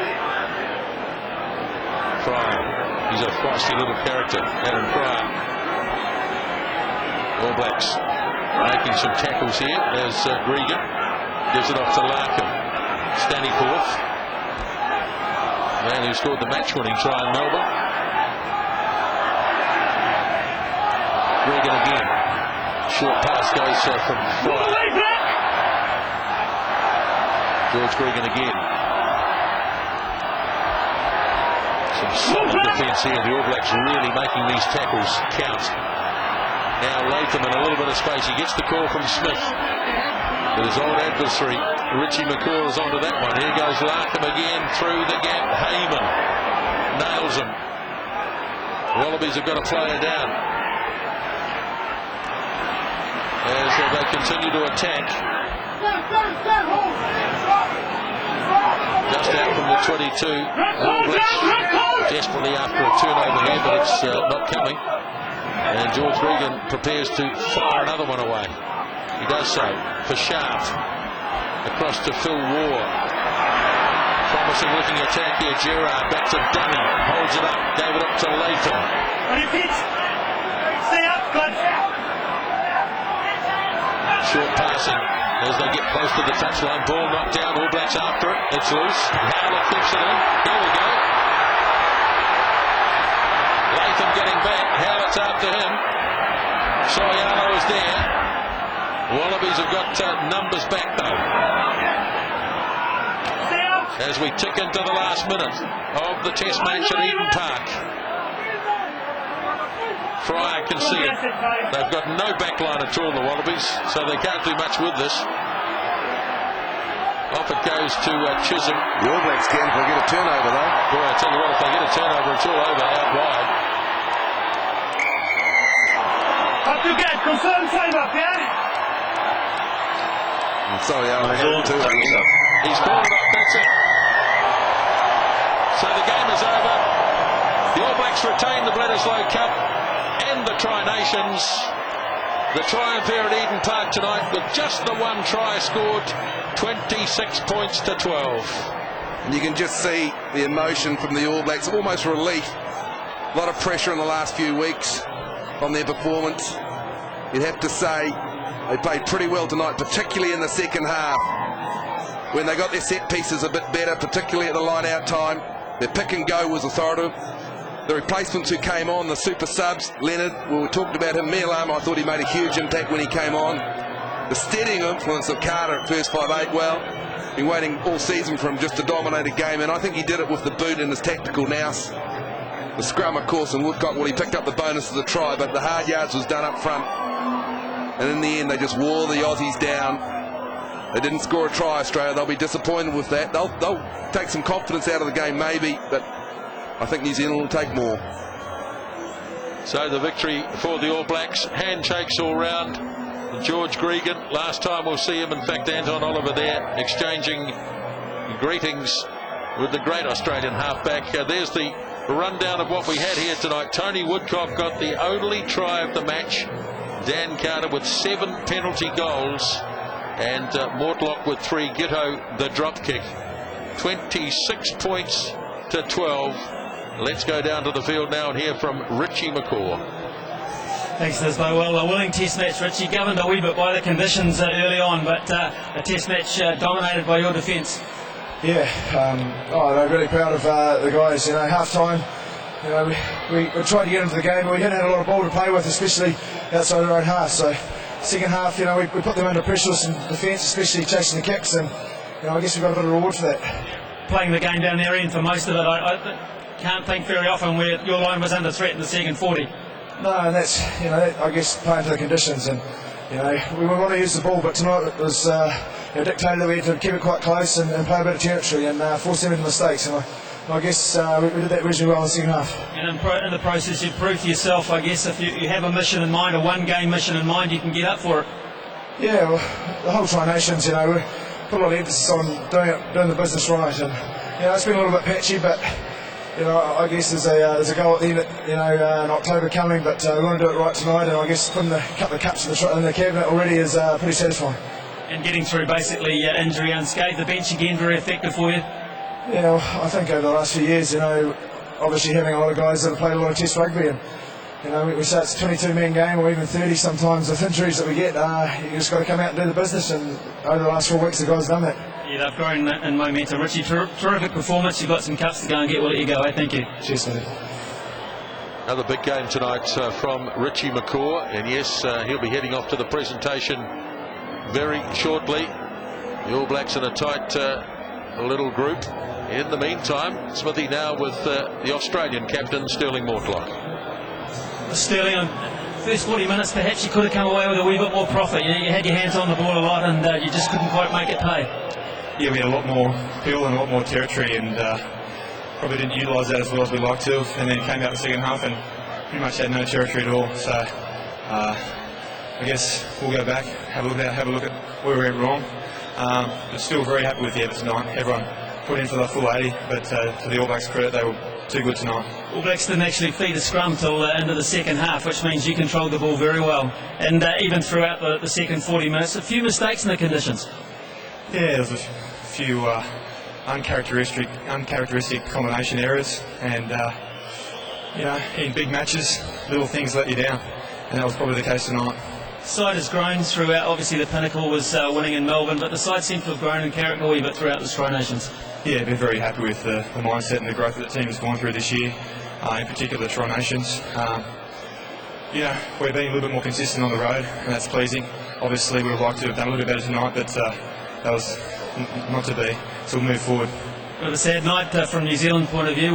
We say goodbye on this soil anyway to Georgie Gregan, Stephen Larkham, and maybe 2 or 3 other of the older players, but they stood up tonight. Yeah, both of them have contributed just amazingly to Australian rugby and world rugby. Would have liked to have sent them off with a couple of trophies, but that wasn't to be. And you know, you live and you learn, mate, and we'll learn from this tonight. Your mission is a big one. The next one, we wish you all the best. Travel safely. Thank you very much.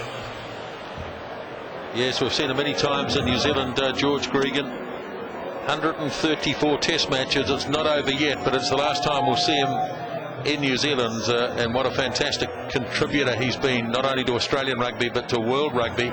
As we check the Tri Nation standings at the finish of the competition in 2007, somewhat shortened of course from last year, but it is World Cup year, and New Zealand with the 13, Australia 9 and South Africa, who chose not to bring their best team down, have finished in 3rd place in the competition.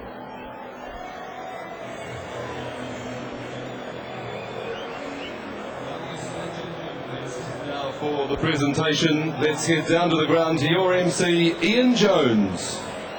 Thank you very much, ladies and gentlemen. Time now for the presentation of the Brisbane Cup and the Phillips Tri Nations. But before we do, Eden Park, let's put our hands together and thank both sides of a wonderful and entertaining match.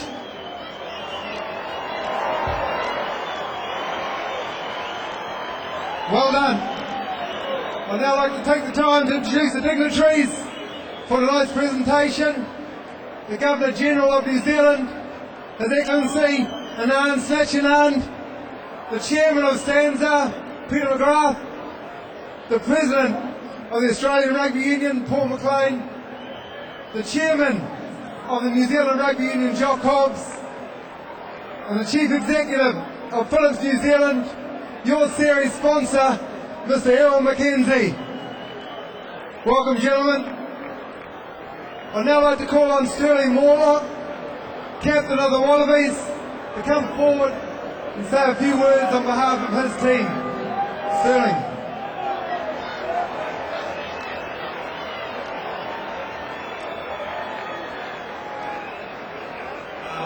To the All Blacks, congratulations, Richie and the team. This bit of silverware has been very hard to get our hands on, and yet again, you guys have done the business. Congratulations, well done.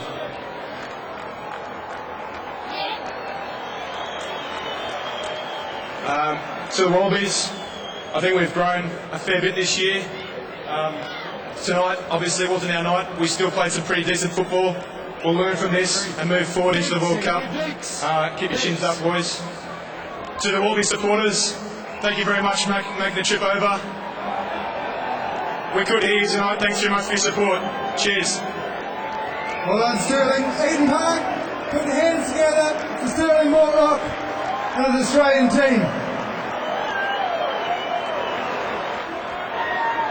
Well, it was a heck of a series of Renzo Cup and the Phillips Tri-Nations, but it's now time to hear from your All Black captain, Richie McCaw.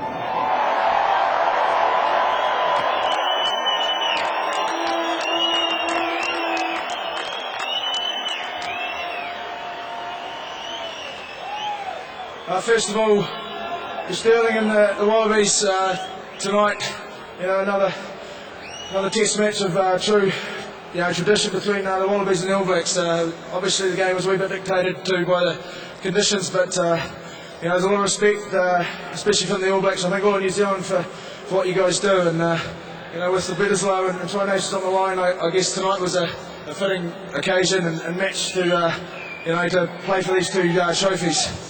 To the All Blacks, it's a tough year, I guess, because these two trophies have meant so much to the All Blacks, I think, New Zealand, and obviously with what's happening in October, we want to do this right, and we put in a performance hopefully tonight that, as I said, justifies playing for these trophies. To all the fans we've had this year for our home games, it's been absolutely magnificent to see the stadium dressed up in black. Has been awesome, and obviously with what's coming in October in France, for everyone that's going to travel over there, we're going to need your support, and what we've had so far has been absolutely outstanding, and we look forward to a couple of months' time having the people in France are watching in front of the TVs at home. So we just say thank you in anticipation for what's coming. So on behalf of the All Blacks, cheers for everything this year. Cheers. There's a wonderful crowd here tonight at Eden Park. I'm now going to call on the Governor-General of New Zealand, His Excellency Anand Satchianand, to present this wonderful trophy, the Bledisloe Cup, to Richie McCaw and the All Blacks.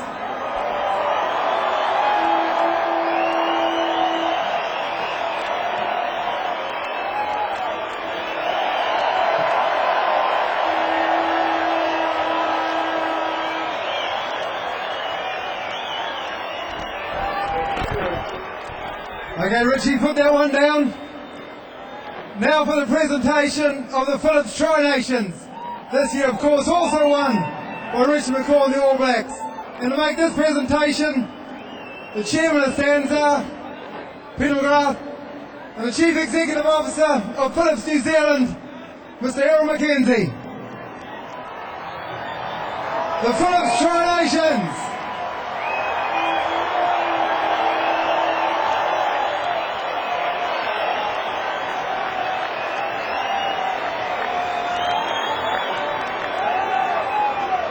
Well, that concludes the official presentation. Once again, well done to both sides. Very entertaining match. All the very best to both teams in France. Have a safe trip home, folks, and enjoy the rest of your night. Thank you very much.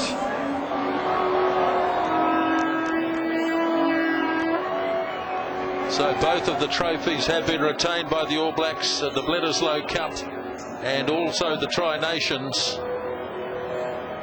And the All Blacks very happy with themselves, obviously. That was the initial focus, and now, of course, they can concentrate on perhaps an even bigger goal. But for the moment, the Bledisloe Cup, the Tri-Nations, safely tucked away in the cabinet. Not a pretty match tonight, John Drake, but once the rain came, I guess it was never going to be. Yeah, no, the conditions were tough for both sides. I thought Australia played very well in the first half in the conditions. I thought they played the smarter football, and they were probably a bit unlucky to go in points down. But second half, it was all Blacks, dominated territory and possession, dominant in a lot of areas, and their impact players who came on certainly made a big difference. So the All Blacks may well take the Bledisloe Cup round and maybe salute the crowd on the embankment. That is 26 straight home wins now for the All Blacks and Carl Heyman.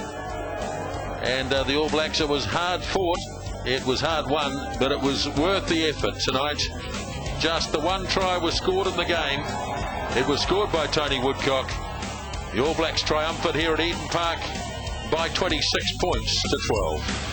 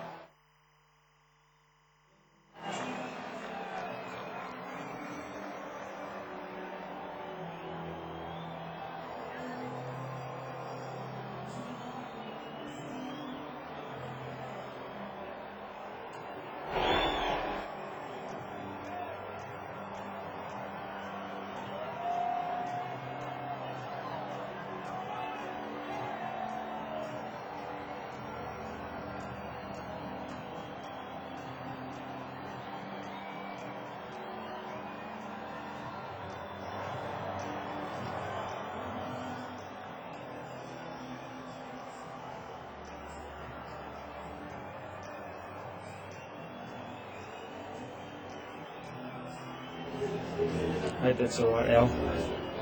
Oh, hi, Al. I'm on the cable mic inside the interview room and the event control room.